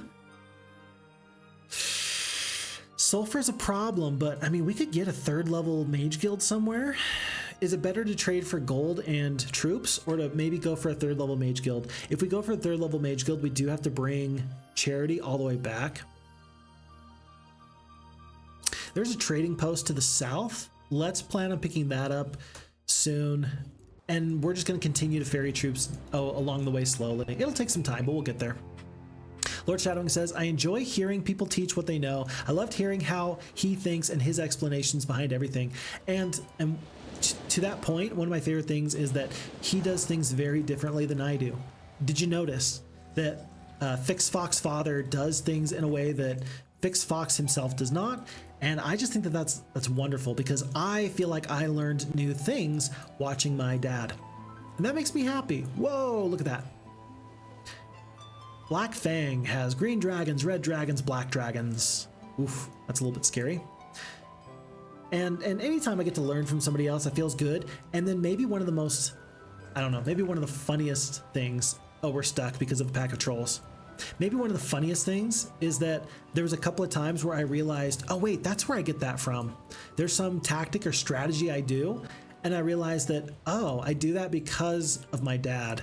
And I had forgotten about it. I assumed that I was so clever and that I was the reason why I did whatever I did because I, through my own grit and my own smarts, came up with this unique strategy. No. I loved being able to watch my dad and figure out, oh yeah, some of these things I do because I was taught. We are what we are taught. So thank you, Dad. I appreciate you. I love you. Okay, we do lose Sandro here. I'm gonna see if I can see what they got. They're up to the Cyclopes. Barbarians are just not that tough compared to Necromancers. I think we'll be okay. I say that. We'll see. Too many Barbarian troops is obviously just too many. 2 skeletons back. Remember, we're just heading up here for the Artesian Spring, picking up some experience along the way. We're up to the Expert Diplomacy. I don't think I want trolls in my army. I really don't. Although, at this point, I'm going to try to avoid going out of my way to kill them. Just because maybe down the road I might... Oh, I'm stuck. That's not good. I might find that a big stack of trolls could be useful for me. I'll try not to kill them, but I don't think I have any choice for a couple of these opportunities. Remember, if Falgar gets attacked, he has to run. Holy Hammer is just way too good. I landed here. I picked up this treasure. I didn't realize that this was impassable terrain. Yeah, did not realize that. Not mad or sad. I'm just like, okay, we'll deal with that. +2 crystal. And let's see. We're going to be able to get to here and to here in just a moment. Will we see any more aggression from the south? Likely, but this map is going to be kind of difficult to clean up, and I'm actually okay with that. Even if we get Dimension Door, folks, I'm not going to use Dimension Door on this map. Kind of like with Surf and Turf, Dimension Door just breaks the map in a way that's not fun. As a map designer, I would be very sad if somebody just broke my map after I spent all this time making this unique sort of challenge. So we will overcome, and maybe the biggest thing is going to be to find the way that we are going to win and move forward, but also make sure that we start to utilize like a secondary hero so we can get a better score. Sometimes we see Phixfox, who I run into a point where with one hero I can win the map eventually, and then I just satisfy myself with that prospect. Let's try and win the map as quickly as we can, and so that means at some point Celia is probably going to be a secondary hero that we really want to use. So let's just keep that in the back of our mind. Okay. Charity is now up to 240 spell points. She's picked up everything she needs. In just a moment or two, she can potentially grab from Falgar the +5 from the Holy Hammer. Do I really want 50 zombies?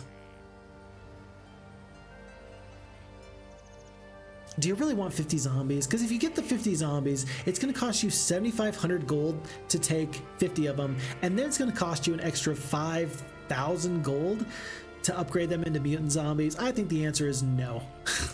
I feel bad because like that might be the time where it makes sense, but no, the answer is no.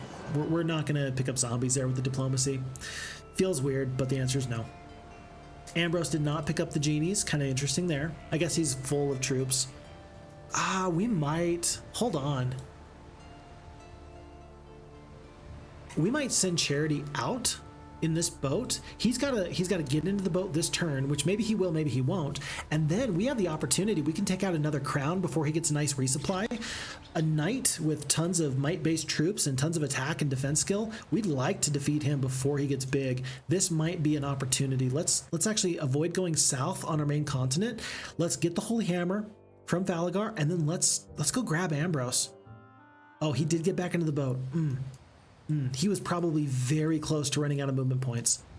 Okay, let me do that. Let me do it like this. Gold. Artifact.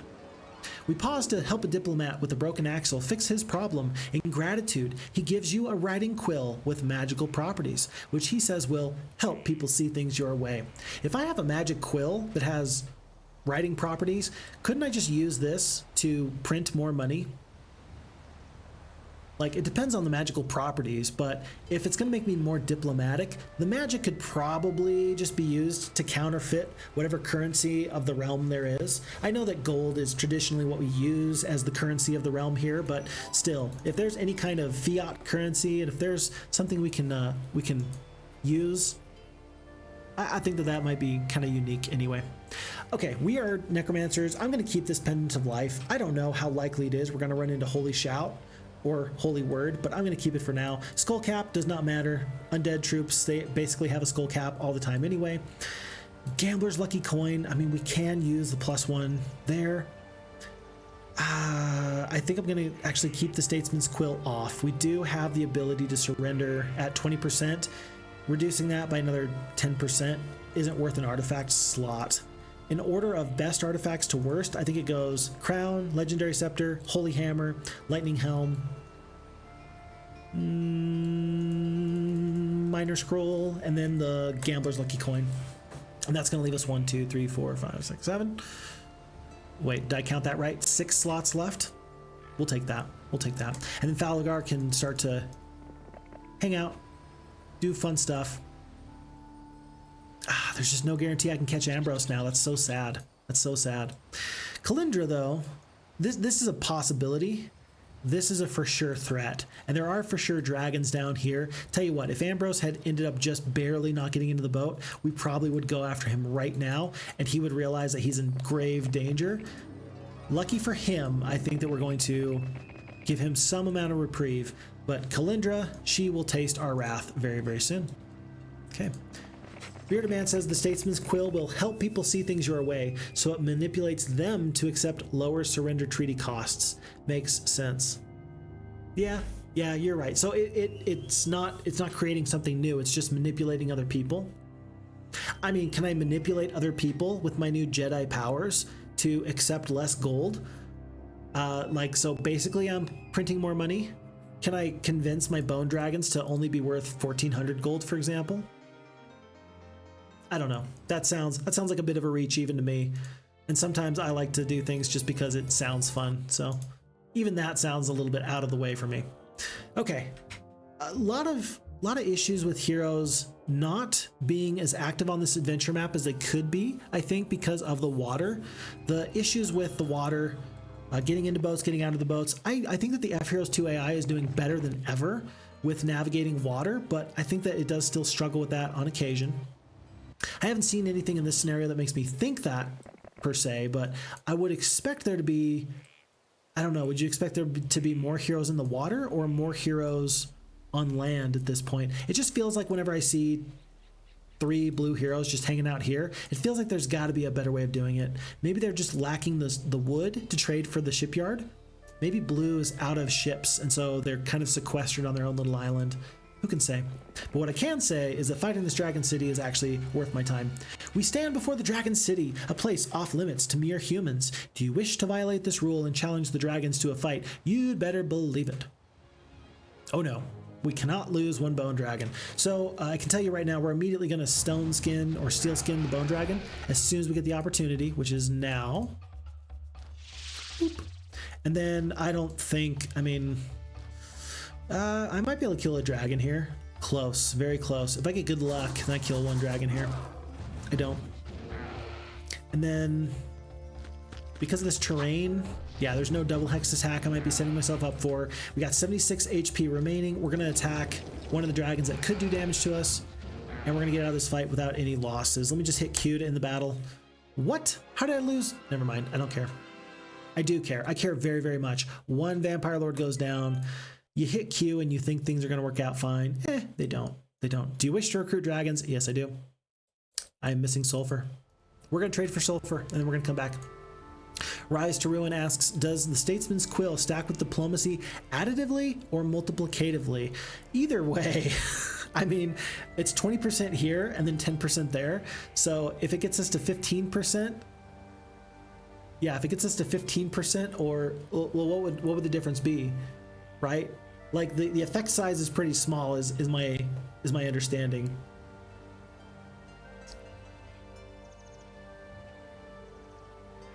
I mean, look, it's not like they're gonna pay us gold, right? Could we get them to pay us gold? What if the FHeroes2 developers didn't think about it? That'd be kind of nifty. Huh. No, I'm guessing that the stronger effect takes precedence there, so either 20% or 10%, 10% being lower. That just makes sense to me, but it's the right question. And wouldn't it be funny if sometimes we go out of our way to try and find funny things just to make sure that it works the way it's supposed to be working as intended? This is not going to be one of those times. We've got enough stuff going on here that I'm not going to go back to Thalagar just to try and get that out there. But tell you what, the nice thing is that with the FHeroes2 map editor, there's always an opportunity to explore those kinds of things in a controlled environment. So we'll have to do that later. The little quirks are fun to find out. Absolutely. I saw a fun little quirk the other day. It was from Warcraft 3. So Grubby is one of the all-time greats when it comes to Heroes of Might or Warcraft 3 play. former professional, and now he does his fun stuff that he does on YouTube. I like his stuff. Maybe you do, maybe you don't. Maybe you have never heard of him, but I tend to enjoy the things that he does. And one of the things that just makes me really laugh is when I see his YouTube shorts, and he discusses things like, well, did you know that if you're attacking a neutral creep camp and then you attack your own troops, that the enemies are going to switch targets and they will start to attack whatever creature of your own is attacking your own creatures. So you can use your own creatures to attack yourself and manipulate the way that the AI focuses that fight. That kind of thing is just wild to me, and I just love it. Where I don't know if that was the intended direction that the game designers wanted to have, but a fun and nifty interaction nonetheless. So always fun to see those fun little things. Yeah, definitely. We got the golems here. Titans are about to go down. They do. Enemy runs. It does cost us the 1 bone dragon. Couldn't have helped that. And 7 skeletons back. But with the red dragons, we're still doing okay. We're going to take the logistics over the pathfinding. Haven't seen as much bad terrain, and so we're going to continue in this direction. Do I go here? Or do I go around or through? I think I can maybe sneak through here. Oh, look at that. There's a hole. Why is there a hole? A little bit scary there. And unfortunately, I can't really tell what's going on here. You're going to see me do something I often do. When I'm far enough ahead, I will sometimes purchase a hero just to use them as a scout. In this case, it's going to be one single pikeman going with Rialdo. And I need to know what's at the end of this road as we pick up this fresh mount. Because, yeah, I saw that there was a hero kind of close by, and I didn't get enough information about who they were or how dangerous they might be. I think that these forces can defend Brindamore. I think that'll be enough of a dissuasion for the enemy to attack. So we're going to ignore them for now.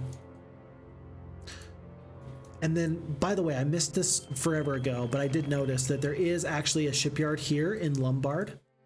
So if I need to build a new ship, I can. I missed that. It would have been, gosh, weeks ago.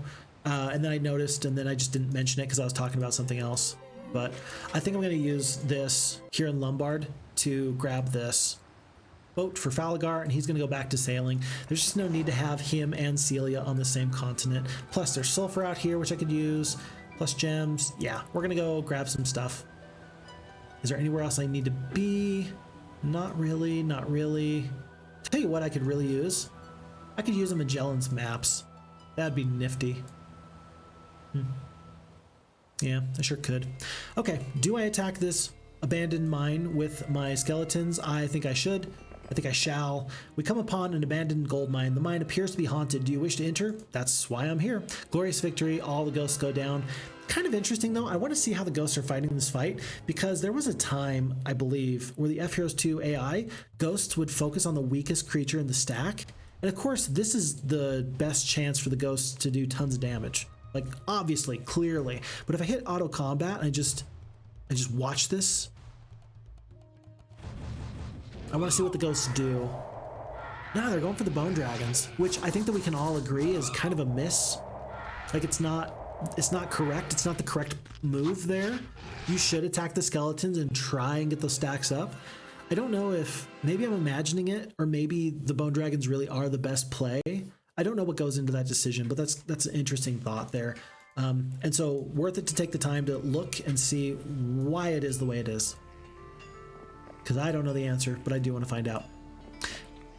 Trolls here. There's this gold mine. We can't reach it today. I just want to make sure that there's nothing in this corner before I soldier on, because I think I'm going to go in this direction, and I'm hoping to find wizards right about there, which is brooch for the +3. It's kind of nice. But we're going to go in this direction, and Halon and Kalindra are going to be in a little bit of a tough spot. They're not going to know where to go or what to do, I think. On to a new day. Rise says, haha, one recent quirk I found in the Age of Empires community was you can set a unit to follow a deer. You can set a unit to follow a deer. Because the deer runs directly opposite from nearby troops, you can line up the trajectory so the deer goes straight towards your town center. So you set the unit to follow a deer, and so it runs in the opposite direction and you can get the trajectory. Okay, and you can send the food source right back to where you want it to go. I like that. That's a really cool idea. I remember in Age of Empires 1 that I would try and do that, right? Elephants will attack you, but things like, I don't know, things like deer, they would be chased. You could chase the gazelle. Yeah, it was gazelle. It wasn't deer, it was gazelle. And you could chase them back home. You didn't want to have to build a new gathering pit way far away from everything else. Yeah, I'm remembering. It's been a minute since I played Age of Empires, but it's really a good game. One of those all-time great games I'm a big fan of. It's day 7. We're going to go down the road as much as we can and hope that we can find... There's got to be a castle here in the corner. We want to get to them before it's day 1 of a new week. There is a hero here, Castor, who is very angry at Falagar. I'm scared, but I'm going to get my resources before I be too scared. And then I don't think that you're going to fight me here. I'm not going to rehire a hero. I've got the left turret, right turret, and the moat. If I get a couple more troops, I should be okay. I'll spend the gold here to make sure that things are fine. And I'm going to take the negative morale penalty. Tavern could have been useful there, but I'll be poor morale and just let the turrets left and right do tons of damage and go on to a new day. They made ghosts forget their ability to repopulate. What?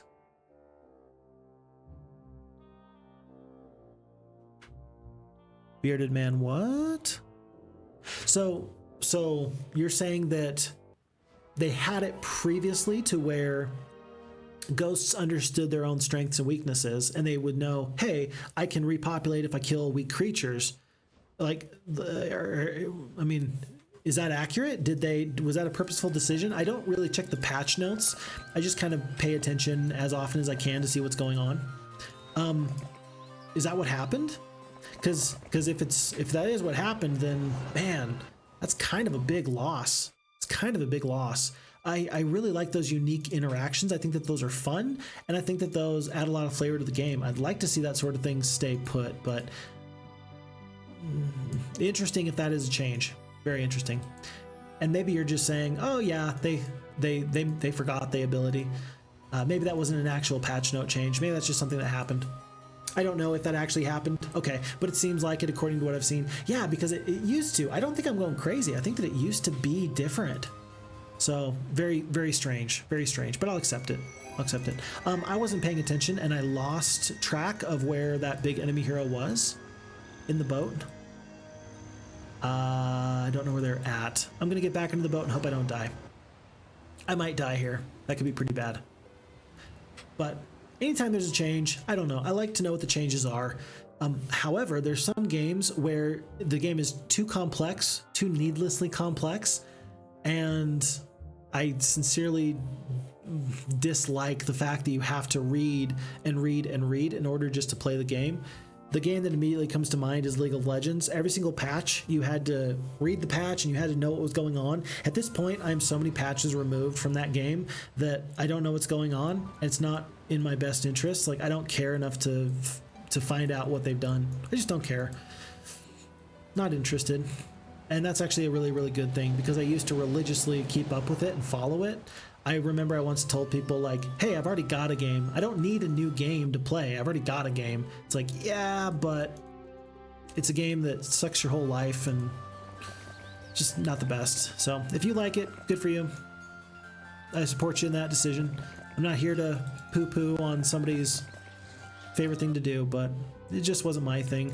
I appreciate games that are somewhat static, but I also do, again, appreciate the changes that the FHeroes2 team has been making. I think that those changes are quality changes. I don't think that there's been a single change that they've made that I've felt like has made the game worse.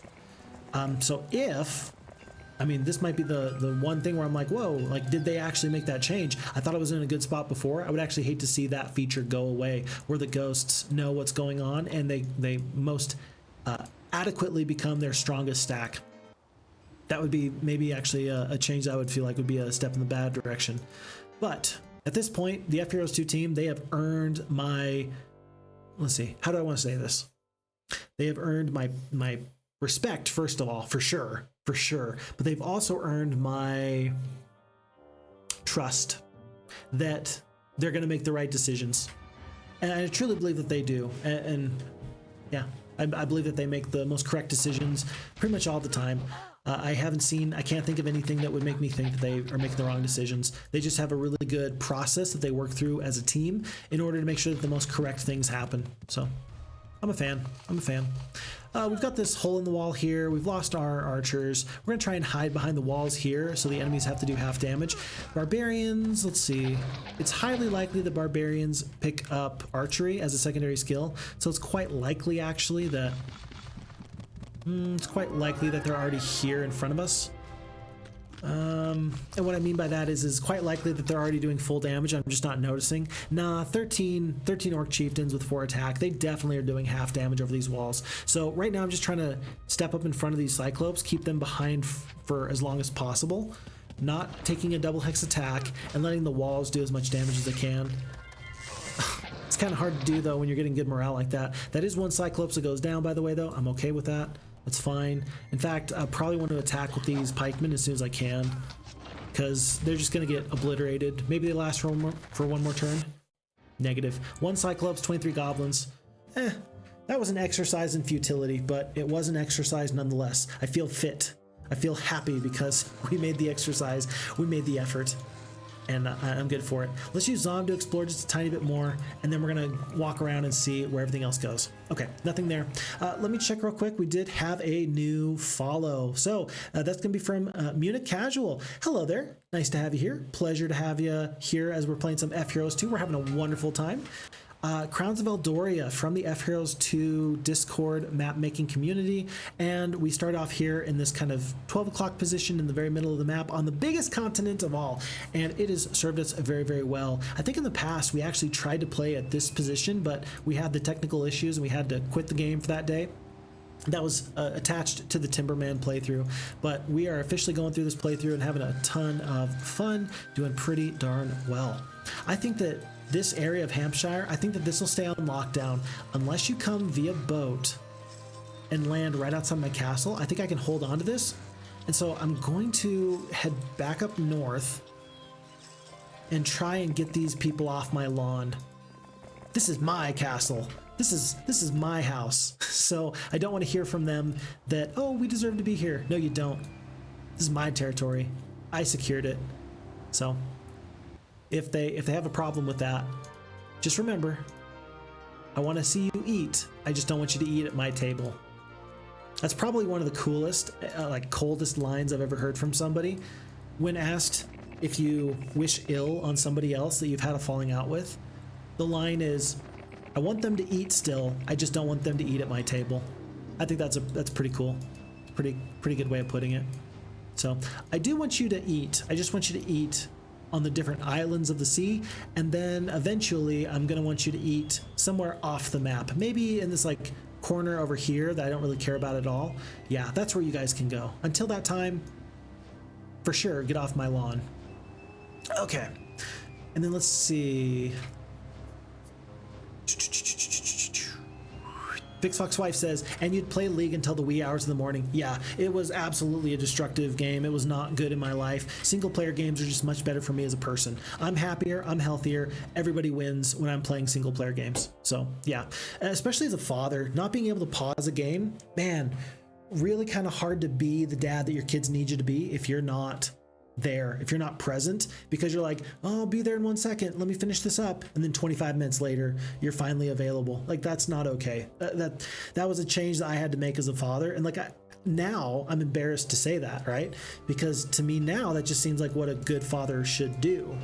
That's one of the changes I've made, but at the time that was revolutionary, and I hate that the game had such a grip on me that I had to consciously make that decision. So this is me bearing my soul to all of you in a certain way, where I'm like, man, there's ups, there's downs, but that was definitely not one of my finer moments. So hopefully, my hope is that you have all known me at my very, very best. And there's still, I'm not perfect.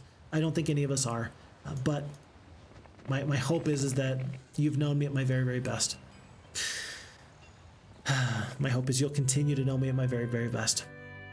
Lord Shadowing says, I'm trying to get OBS set up on Manjaro Linux. Gonna see if it performs better than on Windows 11. Logic says yes. Huh, I never thought about that. That's pretty interesting. I don't know at this point if the microphone continues to do that annoying thing where it pops every now and again. I think that there's a problem with encoding. I might be trying to do too much for this computer to handle, where I'm trying to stream at 2900 kilobytes, and I'm trying to record and encode stuff, and I'm trying to get the sound quality maxed out. It makes sense that if Linux has a streamlined system, that OBS could run better, and then you just have a better recording quality, sound quality. There's no dips as your computer's trying to keep up. I don't know if that's going to be the case for you, or if that's why you're trying to go to Linux. Maybe you're just doing it just to see if you can, but whatever the case, I didn't know that you were using OBS to stream any games. I know you do a lot of Fallout Lord Shadowing. What are you trying to use OBS for? And Phixwife says, yeah, she's partial to the beard. I love him either way. Aw, appreciate that, sweetheart. Thank you, love. Thank you. And then Amina Casual, thanks. I found your YouTube videos a few weeks ago. Do you plan on playing Heroes 3 Horn of the Abyss? I do. So I think what I'm going to do is this. As purple players Vanquished, folks, we have Vanquished purple player. So my intention as it currently stands is this.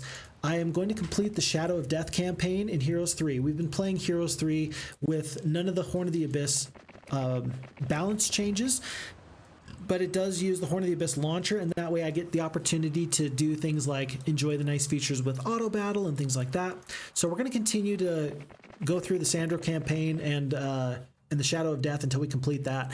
And then I think I'm going to go into Jeremy's campaign for Horn of the Abyss, and then I'll go into the Factory campaign, and then maybe by then Bulwark. That campaign will be completed. So I've got an awful lot of Heroes 3 that I still need to do. I just haven't had the opportunity. As you can tell, man, so many games, so little time. I sincerely, just in case anybody can hear the sound of my voice, I apologize for every person that I've said, hey, I'm planning on getting to this project or this thing, and then my attention just gets taken away from me in some other direction. Unfortunately, I don't have the time that I would like to devote to Heroes of Might and Magic in general and just playing. I don't want to over-deliver and under-promise. That's maybe the very, very worst thing I could do, but it's truly my intention to play as much of these wonderful games as I possibly can.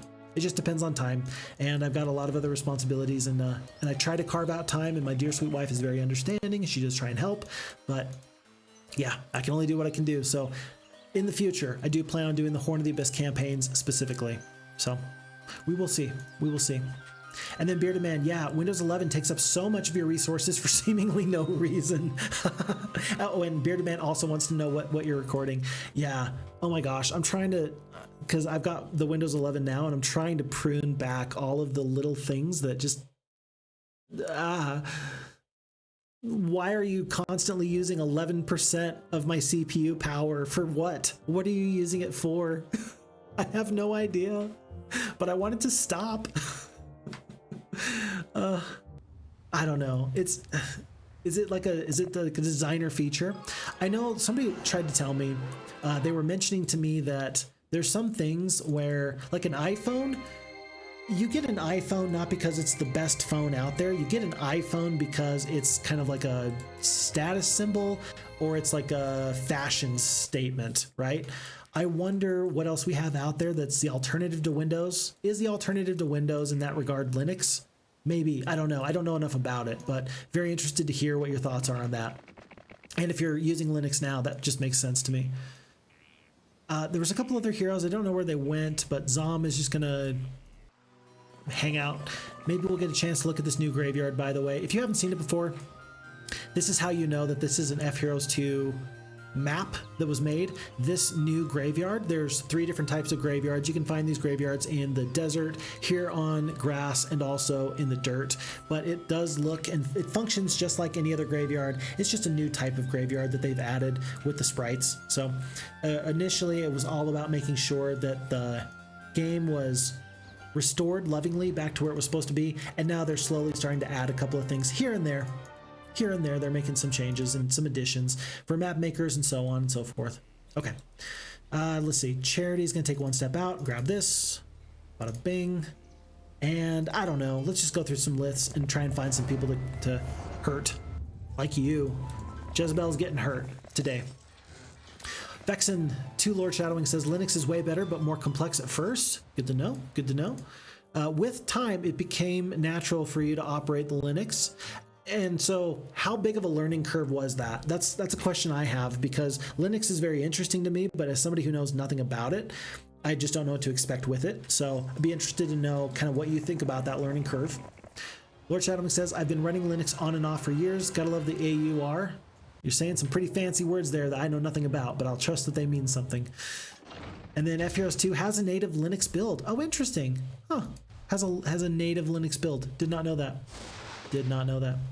I think we're going to kill these creatures with no problems. Dwarves are so slow. Unless I get hasted, they can't reach me here. I'm going to wait one turn. I don't expect tons of damage here. You dirty dog. Okay, I get it. Fine. I'm just going to take your castle. Nothing exciting in here, but it is a solid base of operations here in Dragon Dune. Now, do I go up north? I don't think so. I think I just want to go back through these Liths and hold on to Dragon Dune and stay 7. There should be 1 full week's worth of creatures here to defend, and then if anybody tries to circle back, I should be able to take them out. Green is officially on the board, so we're going to go back through here and then head north. Keep Celia alive. Just stay alive, my dear. Maybe pick up some dragons. And then we'll go from there. Really, between Hampshire and Croxton, this game is pretty much over in my opinion, but there's always more to do. There's always more to do. Okay. And then let's see. Rise to Ruin, I see I see the chat that you sent. It got picked up for the auto mod. I'm not gonna allow it, but I hear what you're saying, and that's the way I would have said it to IRL as well. So anyway, I'm not gonna allow it through, but I do see it, and I appreciate the comment, so thank you. Vexton TV says lots of 90s games have a Linux build, which is pretty cool, pretty darn nifty. Same, just got Wine to incorporate some of the files. Oh, interesting. So how are Wine and Linux related? I don't actually know the answer to that at all. So any interest there, I'd be interested in finding out. And then Xenotic is a game on the list. Never heard about that one.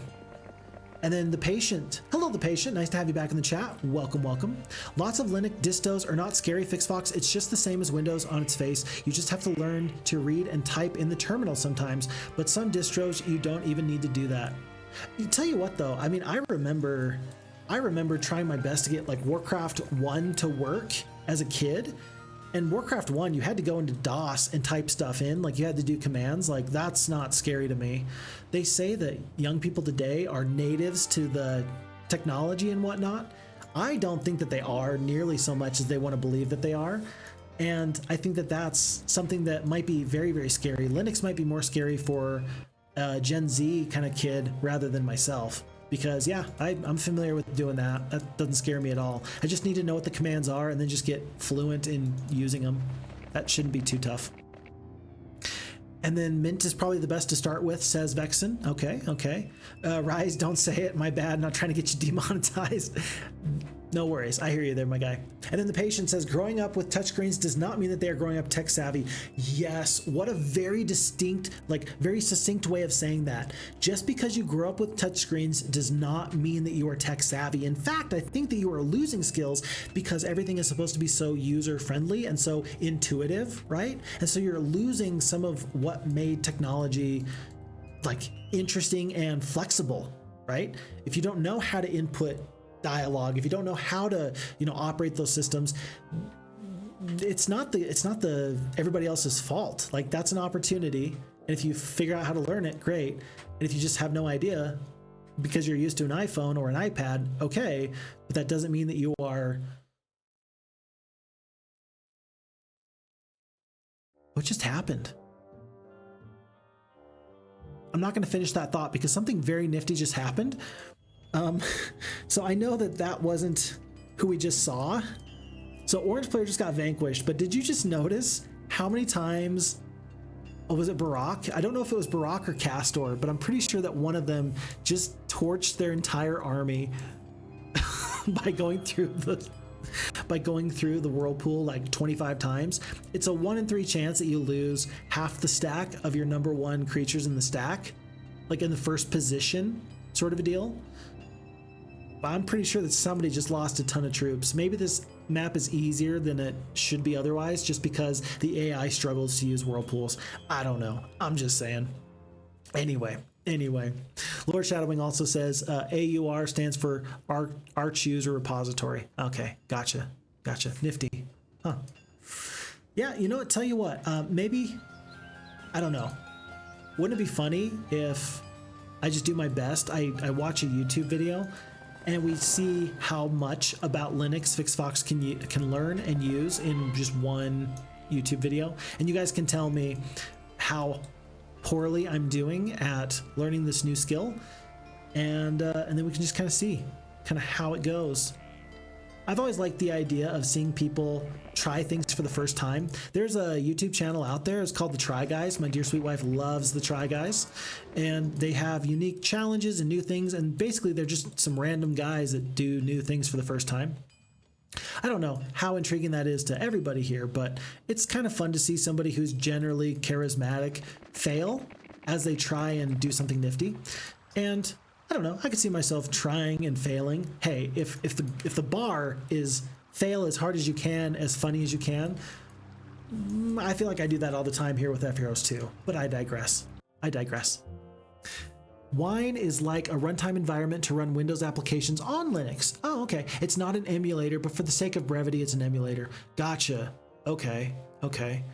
Yeah, my brother does a lot with computers, and he does things like he'll have like Windows XP running in a windowed mode, so you have like the virtual machine. I'm thinking about this as if Wine is the way that you can run Windows in that virtual machine. That's kind of what I'm thinking based off of what you're saying there.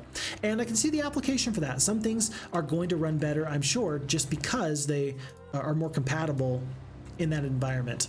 Again, I don't know. Tell me how wrong I am, but that's what I'm picturing again. And then Mint is a good starting point. It's probably the easiest to use. Okay, we'll keep an eye out for that. We'll see. Again, I'll let you know if and when I'm able to get through that YouTube video. We will wait and find out exactly how good or how bad Phixfox does with that. Okay, Celia is now prowling this middle continent, by the way. Charity is now going into the blue sorceress's territory. We're going to pick up 2 sorceress castles pretty quickly. And I am going to see if I can stop by at Karoxton. I'm going to have Falgar go back, and maybe I can send some troops over my way as I'm sailing past. Just pick them up very quickly. And I'm just going to hope that Celia can hold down the fort here in the middle with red dragons, with titans, with whoever else might cause me grief. I think that those stone liths only go from the center to the far right, over in the far east. I don't know. It may be that they are able to do a little bit more than that. But so far, I've got no indication that this center territory is anything but claimed. Let's do all of this. In just a moment, we're going to purchase liches and more. Let's get the upgraded pyramid right now. And let's actually hope that the sorceresses have some really nice spells. I think that we could make good use of some really good spells. +1 attack here. Zom is setting sail. And by the way, I did notice that this is the Alchemist Tower. This has got to be it. The ultimate artifact's got to be somewhere like, let's see, right about here-ish. Right about, it's probably like right about here is where the ultimate artifact is. So maybe Celia can just start digging very casually, just trying to pretend like she's not doing anything so the enemies don't become suspicious of her activities. Whoa, Ruby's got black dragons, red dragons. Tell you what, that's a problem because my spells don't really tickle dragons. They just don't. So we're gonna have to fight them face to face, but let's get the phoenixes first, and then we can roll into where I assume these guys are here in this area to the southeast. There's the Magellan's maps. Let's try and pick that up soon. Zanzibar, yeah, okay. More to be done there. On the rock near the house. I think that sounds right to me. On the rock by the house. Yeah, it's somewhere in this square. Oh, I missed that. That's the stealth shield, +2 attack, +2 defense. I didn't even see that artifact. I would have gotten that just a moment ago if I could have. Celia will grab that. She's going to get the attack here. Pick up the troops and go. Let's make sure that we're not so close to the enemies here that they can attack us. And maybe Zom actually lands. Yeah, maybe Zom lands, and he's going to dig here and here. Probably not there, because we don't want to deal with the trolls just yet. But that'll take a little bit of time anyway. Okay, Charity needs to do a swap. Dragons. Vampire Lords. Power Liches. Good, good. And I don't know. Probably just the skeletons at this point, because we already have skeletons in our army. And then we don't have to worry about letting go of Titans. Let's see. How do we want to do this?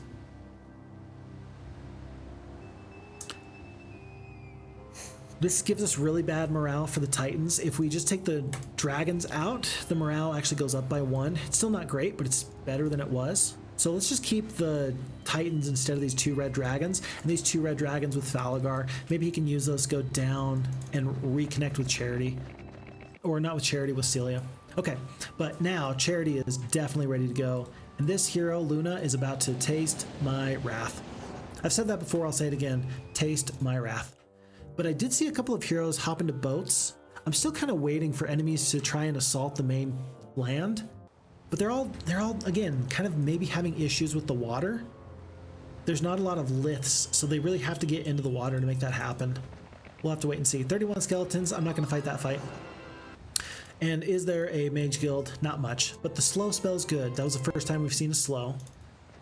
And we're going to roll right on through here. Hello. Get those skeletons back. And then in just a moment, we're going to attack Aragon and take this territory. Nobody ever took that sawmill. I'm guessing that you have to land to get there. Yeah, this might be an issue with passability where the map designer thought you could go in this direction. It's probably, yeah, that's probably what it is. So just an issue with passability. That does happen sometimes. Rise to Ruin says, can run down to Dragon Utopia on the way and pick up more dragons with Falgar. Excellent idea. Let's do that. Boop. And then, let's see, Artesian Springs already been visited. I would visit that if we hadn't already done so. I might as well get my secondary heroes as strong as possible, just to make sure there's no issues here in the middle. Okay, and, whoa, back. D for dig. Rats. Nothing. Where could it be? But really, I'm just seeing green and blue. This might, I don't know, is this blue's last castle? Couldn't be, could it? Blue player's been vanquished. Made it happen, no problems. So now we have eliminated 2 players personally, and then 1 player got eliminated earlier on. So we have lost our dear friends, the blue sorceresses, the orange barbarians, and the purple wizards. It is us as the yellow necromancers, the red knights, and the green warlocks. So this feels pretty good. We're wrapping this up fairly quickly. We're gonna go through this observation tower, and we do know that there's some enemies up here. We do know that there's some enemies down there. Let's go where we're closest. Do we have a shipyard here? We do. Gonna purchase that boat. Rather than go back through the Liths, we're going to head off in this direction. We'll load up tomorrow and then carry on. I could maybe go into the boat and try and help resupply. I don't think that I just need those troops. I don't think it's gonna be that useful. Titans, though, are good. Oh, on the way there, let's defeat the trolls so that way Zom can dig without problems. Defense. And down. Okay. Yeah, green in the bottom right and red in the upper left. Heathod, hey! Heathod's in the chat. Hi, what happened to the badass beard? Oh, don't worry, it'll come back. It always comes back. In fact, maybe the best thing for that beard that I can say is that it's my wife's maybe favorite part about me. It's probably not that intense, but yeah, my wife prefers me with a beard, and so generally that gives me the green light to keep it. I did theorize earlier that maybe, just maybe, beards are going out of style, right? Because it feels like it would have been 10, 15 years ago that beards definitely came back into fashion. I'm wondering if we're not due for beards to kind of go away as these things yo-yo back and forth between in fashion and out of fashion. And who knows? It's possible. We'll have to wait and see. Okay, so this is a rock. There's trolls there. I think I'm just going to hop in the boat and go around because it looks like this is going to be impassable terrain in both of those instances. There's digging there maybe, but well, one more time. One more time. I tell you what, if this is where that is, then really we're looking for right about there, like right above the trolls. Maybe I was a little hasty. Yeah, I don't think that the ultimate artifact's over here. I think it's just right over here. So we're gonna let Celia dig over here, and maybe we'll have Zom land again in just a moment. We'll find out. Rice Ruin says, Heathode, welcome back. In regards to the beard, Fix unlocked his ultimate form. He's become more powerful than we could have ever imagined. Yay, we did it. Did he just dimension door? Okay, I was looking to the left. I didn't actually see what happened there. Did the enemy dimension door in the boat and attack me? That could be a problem. I hope that that's not what happened, but that could be a problem. Huh. The best way of preventing the enemy from doing that to me, though, is simply that we find the ultimate artifact and we become too powerful for them to stop. We're going to take at least 2 days to get up to these heroes in the upper left. Let's go in that direction in just a moment. It's not even my final form. Ha! It's not even my final form. I don't know. Still waiting to find out what my final form is. And I hope that I don't know. There's a part of me that hopes I never do find out. My hope is that I never peak, right? There's some people that peaked in high school. There's some people that peak at other points of their life. I don't know. I hope that I am a late bloomer who is still blooming. That's really my hope. That's really my goal. And I don't see any reason why that doesn't have to be true. There's something to be said, I think, about just just having that growth mindset where you're always improving and you're always finding new things that excite you.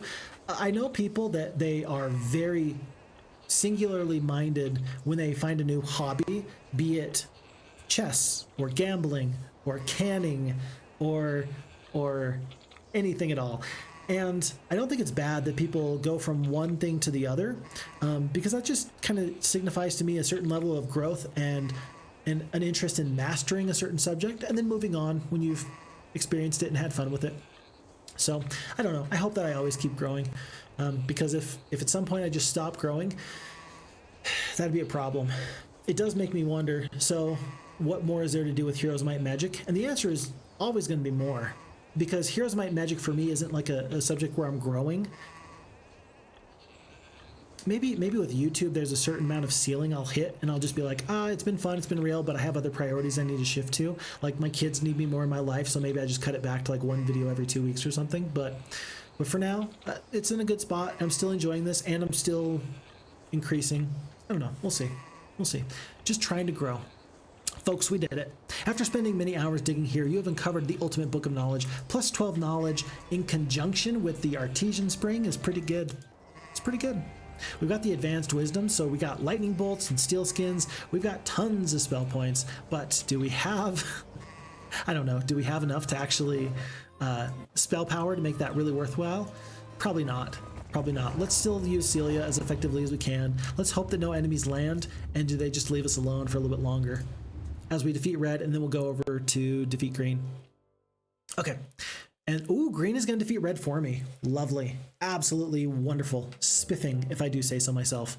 Red is still in their boat, and now, now they're all going to be stuck.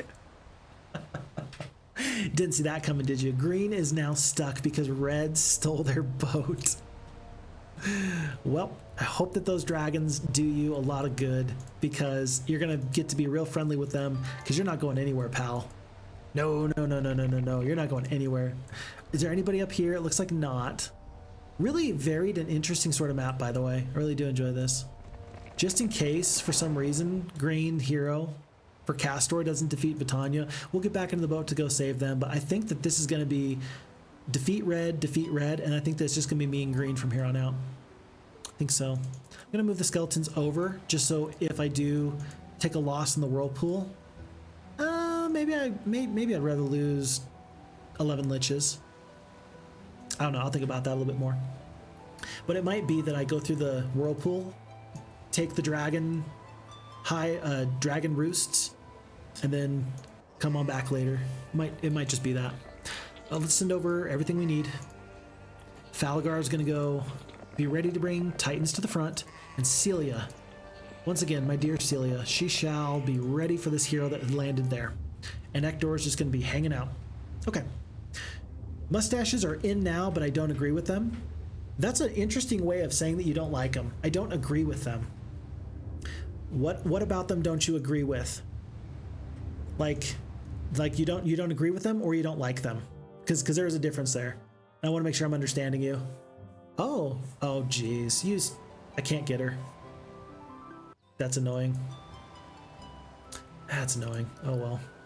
Red's gonna lose in 7 days, and I'm just gonna allow that. But yeah, there's been some good mustaches and some good beards over the years. None of them really come to mind particularly. Oh, how about the Groucho Marx? The Groucho Marx facial hair with like, what did he have? Did he have just the mustache, or was there also a beard there? The Marx Brothers, back from the black and white silent films. Were they silent? I don't actually know. Basically, if it happened before the Three Stooges, it's not quite within my repertoire. You would think I'd be a film aficionado and I would just know these sorts of things. I do not. I do not. What I do know is that with green now dimension dooring all over Tarnation, I officially have dimension door on the table. I'm going to use it. I'm going to kill them, and they're going to have a real bad time because I refuse to lose to somebody as simple as that. Before I get into the boat, though, I do want to hire a hero here. There's the dimension door. And I'm going to send this other hero through these stone lists over yonder. Let's have Rialdo come back. Oop. Because I want to see where this lith goes to. I don't think we've seen this just yet. Oh, it goes right there. Interesting. Huh. Very cool. Very cool. Well, now that he's there, I'm going to sleep Rialdo. I'm going to sleep Ector. Celia, I'm going to keep her just right on this Dragon City for a moment. I do want Falgar to get into position where he can bring Titans up. And then Celia does want to get back to the book, and she also wants to get over to this Artesian Spring so she can literally dimension door across the map in one go, which should be that hard in just a moment. So let me find this out. We've got so many spell points, it doesn't matter. I will dimension door 2 steps forward instead of doing walking. Walking is hard. Who wants to walk? Why walk when you don't have to? Ugh. Okay. Coming for you, buddy. They're in Dragon Tooth. Let's see what else this hero does with his massive amounts of spell points and dimension door. He's in the boat. Yeah, he's in the boat. I think that there's only one player that does that. So red player's Vanquished is just me and green. Just us two left. And then we'll figure out from there. I agree, mustaches are now a thing, Heathod says. Yep. And then we should take a poll. Handlebars, Charlie Chaplin, those mustaches with the twirly ends that you see in the old black and white movies. Yeah. I don't know if I'm willing to put my facial hair up to a vote from the community. I will consider it, though. I'm sure that my wife would prefer any facial hair over what we currently are rocking. So, hey, first off, before you can style the beard or the mustache, you got to grow it, and that's still quite a ways away for me. That's for sure. The Charlie Chaplin mustache has stopped being acceptable since the Austrian mustache painter. It's true. You can't really use... Unfortunately, you can't use the mustache anymore. The little teeny tiny one. You just can't. You just can't. And it's not fair. I'm not here to tell you that it's fair or right or correct. It's not fair. It's not right. But you just can't use it. I think that there was a... I forget what it was. There was some show or something like that, and that was one of the jokes, is the person's like, yeah, it's Halloween, I'm going as Charlie Chaplin, you know, with the mustache. And everybody's like, ooh, bad choice. Yeah, unfortunately, that just tells you that any one person can ruin it for everybody else. If that was your one favorite mustache style, yeah, not anymore. Not anymore. I find the revived 90s mullet and mustache a bit bad looking, but that's my opinion, the patient says. I also see some people looking a bit like a musketeer, which is so impressive. I can't help but like it. Yeah, the musketeer style. Oh, love that. What a good way of putting that. Yeah, I do enjoy that. Yeah, so I'm with you there 100%. As it's Month of the Druid, there's a... Yeah, it's kind of weird how the mullet has come back into style. I completely forgot that it had until you just said that. But I've seen several people with the mullet, and they are, for lack of a better term, rocking it unironically. They are, like, it's their look, and they are owning it in every way, shape, and form. And I don't know. It's not my favorite thing, but I respect the effort. It's got a little bit of a negative connotation in America, I think. You see a mullet and you think redneck, which isn't fair, but that's just the way it is, kind of with the Charlie Chaplin having its connotation. It's not fair, but it is what it is. We got 440 movement or spell points still to play with. 430. We have 43 dimension doors before we run out. My goodness. I do need this one enemy hero to land, the green hero in a boat. Like once he lands, I can get him. But in the meantime, he's just wasting all of his troops by going through the whirlpool, which seems less than ideal. He's landed. He's landed. Okay, it's time for the final confrontation. Castor, several black dragons, several red dragons, a pack of phoenixes. I don't actually know if I'm tough enough to beat you now that I think about it.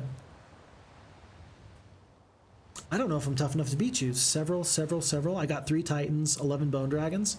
Spells will availeth me nothing. I'm going to send a hero to go fight Castor, and we're just going to see how tough he is. It's possible that he's not got a crown, but I feel like he does. Oh, I can't even reach you. So before I go do that, I'm going to swoosh on over here. And yeah. Take this for free. And I don't, well, he's got Dimension Door, so he can reach me at any point if he wants to. Should I let him is maybe the question. I mean, he could reach me right now if he wants to. Let's purchase the black dragon so he can't have access to them. And then we'll figure out what to do on another day. But for now, I'm okay. I'm fine. There are, I don't know, there's these dragons here. There's 6 of them I can turn into black dragons. Tell you what, let's do this. Let's go back, pick up these black dragons with all of my movement points and spell points. And then I'm just going to leave behind skeletons at this point. They've been good forces for me. They've just not been the absolute best. And then actually, if I could Dimension Door over here somewhere, that would be ideal. What I'm trying to do is think about a place where I could Dimension Door to, where kind of like Red landed here before there was resources. There's some places you can go where then people can't follow you. That's what I'd really like to do. Otherwise, I'd like to pick up these dragons and then we'll head down, probably trade out the Liches, take the dragons, and then we'll have this big final showdown with Castor. And in the meantime, I will get 2 more weeks worth of titans up to the front. Okay. Ugh. Misclick. Thankfully, we have a really quick way of getting out of that fight. Alrighty. And then, let's see, Rise to Ruin, Bearded Man. Agreed, other than Blitzkrieg, style was never his thing. You should try the Eggman mustache. Ooh, Vexen. The Eggman mustache. Yeah, I could go with that. Yeah, I don't know if I could pull it off, but I'd be interested in trying because it's way out here, right? Could you imagine? I wonder if I could actually get there in time, like for Halloween, if I wanted to try and get my facial hair up to that level of impressiveness, because you have to have a very impressive look, very impressive amount of hair to make that even happen. I wonder if I could do that, and I don't know the answer. I really don't know the answer. Because it's currently March, all of April, May, June, July, August, September, so 7 months until October 31st. We could probably make that happen. So we'll consider it. We'll consider if we can get the Eggman mustache going on. But I do know that for sure I would get a lot of really weird looks at work as I try and get the beard up to scratch. Because there's going to be a very long, uncomfortable period where the beard just does not look good. I think that we all know that. And so you do have to ask yourself, to some degree, is it worth it? Is it worth it for me to lose my reputation at work as having a fantastic beard? Is it worth it? Sure, why not? We need tons more sulfur. Let me just trade this real quick. Boop. And it's kind of uncomfortable. I don't know how you all feel about it, but going through the different stages of beard growth, it takes a while and it's kind of uncomfortable in that in-between awkward phase. Just my 2 cents. Maybe you agree, maybe you don't. We're gonna fight here. The enemy has fled. This is your biggest remaining force and you're just gonna run? I know I'm good, but I'm not that good. Oh my goodness. We're just gonna auto-combat this so I can get caught up on chat. Map's over. As soon as the enemy used Dimension Door, that was it. I can't catch you if you're gonna use Dimension Door, and so it's necessary for me to use it from that point on. I suppose I could stop now and cease my dimension dooring ways, but at this point, what's the point? The cat's already out of the bag, the genie's out of the bottle. There's only these 2 castles remaining, plus this one hero on the bottom right, who we will track down pretty quickly. So, map's over, but we're having a fun time wrapping up all the same. And then we want to see Phixfox with the long Amish beard. Okay, okay. I could give that a try. I don't know. Okay, so here's a question that maybe somebody out here knows the answer to. Does your beard stop growing at a certain length? Is there pre-programmed in your genetics some sort of marker that indicates that, hey, your beard is going to grow until it hits 8 inches long or 16 inches long or 20 inches long, and then it just kind of trails off and stops? Or do you just naturally start to lose hair at a certain point just through natural hair getting pulled out and split ends and stuff? I don't know if there's a cap to how big a beard can get. And if there is a cap, I want to know what it is so that way I can kind of figure out. At some point in my life, I need to find out. I think it was, who was it? Socrates, I think, might have said that at some point in his life, every man needs to know his true strength. Like, that was the old philosopher's reasoning for wanting people to be fit and in shape. Of course, the old philosophers basically hung out in Plato's gym. I mean, I think that was, who was it? It might have been, was it Socrates? It was somebody. They were more well-renowned as a wrestler than they were as a philosophical type of genius. So it's important to know your strength, and likewise, it's important for me to know how long my beard can be at its very utmost. So I'd be interested in doing that experiment with you all and keeping a detailed journal. Maybe not detailed, but keeping a journal, being like, hey, today we hit 8 inches in length on the beard, which is actually pretty significant, I think. So we'll see. I'd be okay to give that a shot. I don't know how well it'll go, but I'm willing to give it a shot for you guys, for you. Folks, as you can see, we are dimension dooring all the way across the battlefield, all the way to this one final hero left, Natasha. And with our final bit of movement points, we are going to attack them. And we're going to accept the green player has been vanquished. And we're going to move on to a new thing and a new day. After I hear from Heath, though, that it does in fact keep growing. The guy with the longest beard died from tripping on it.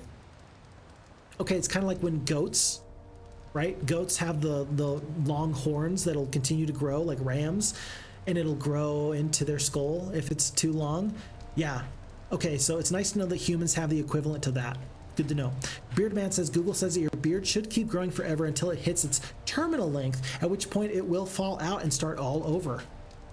What? It has a terminal length, at which point it will fall out and start all over. What? That's crazy. And yeah, Rise to Ruin, username checks out. I trust your Google foo. That's a good way of putting it. That's a perfect way of putting it. Folks, that's the end. So on this wonderful map, again, from the FHeroes2 Discord, we're going to pick up a score of 222. It took us 62 days with some serious dimension dooring there at the end to get the rating of a red dragon here on Crowns of Eldoria. A wonderful map. I sincerely enjoy it and appreciate it myself. If you want to play this map for yourself, go to the FHeroes2 Discord. Links should be in the description, and you can go and find this map in the map making section, and you can download it, add it to your map file list, and play it for yourself. I think that that's going to be it for me for today. I do have some plans very, very soon for picking up with Heroes of Might and Magic 5 in the Queen campaign. We have much more to do there still. But if I stop now, then I'm going to have a little bit more energy to do that later. So maybe I can get that in either today or tomorrow. But again, grateful for all the folks that have spent the time here. I am grateful that we were able to hit 1,000 subscribers on YouTube. Grateful for all the people that are enjoying spending time with me here on Twitch. I sincerely love Heroes of Might and Magic, and I love the Heroes of Might and Magic community at large. You all are excellent, and you guys keep me on my toes, and I learn something new every single time. So I really appreciate you all. I do have to share something very, very quickly. My dear sweet wife is a joy. Just give me one half moment.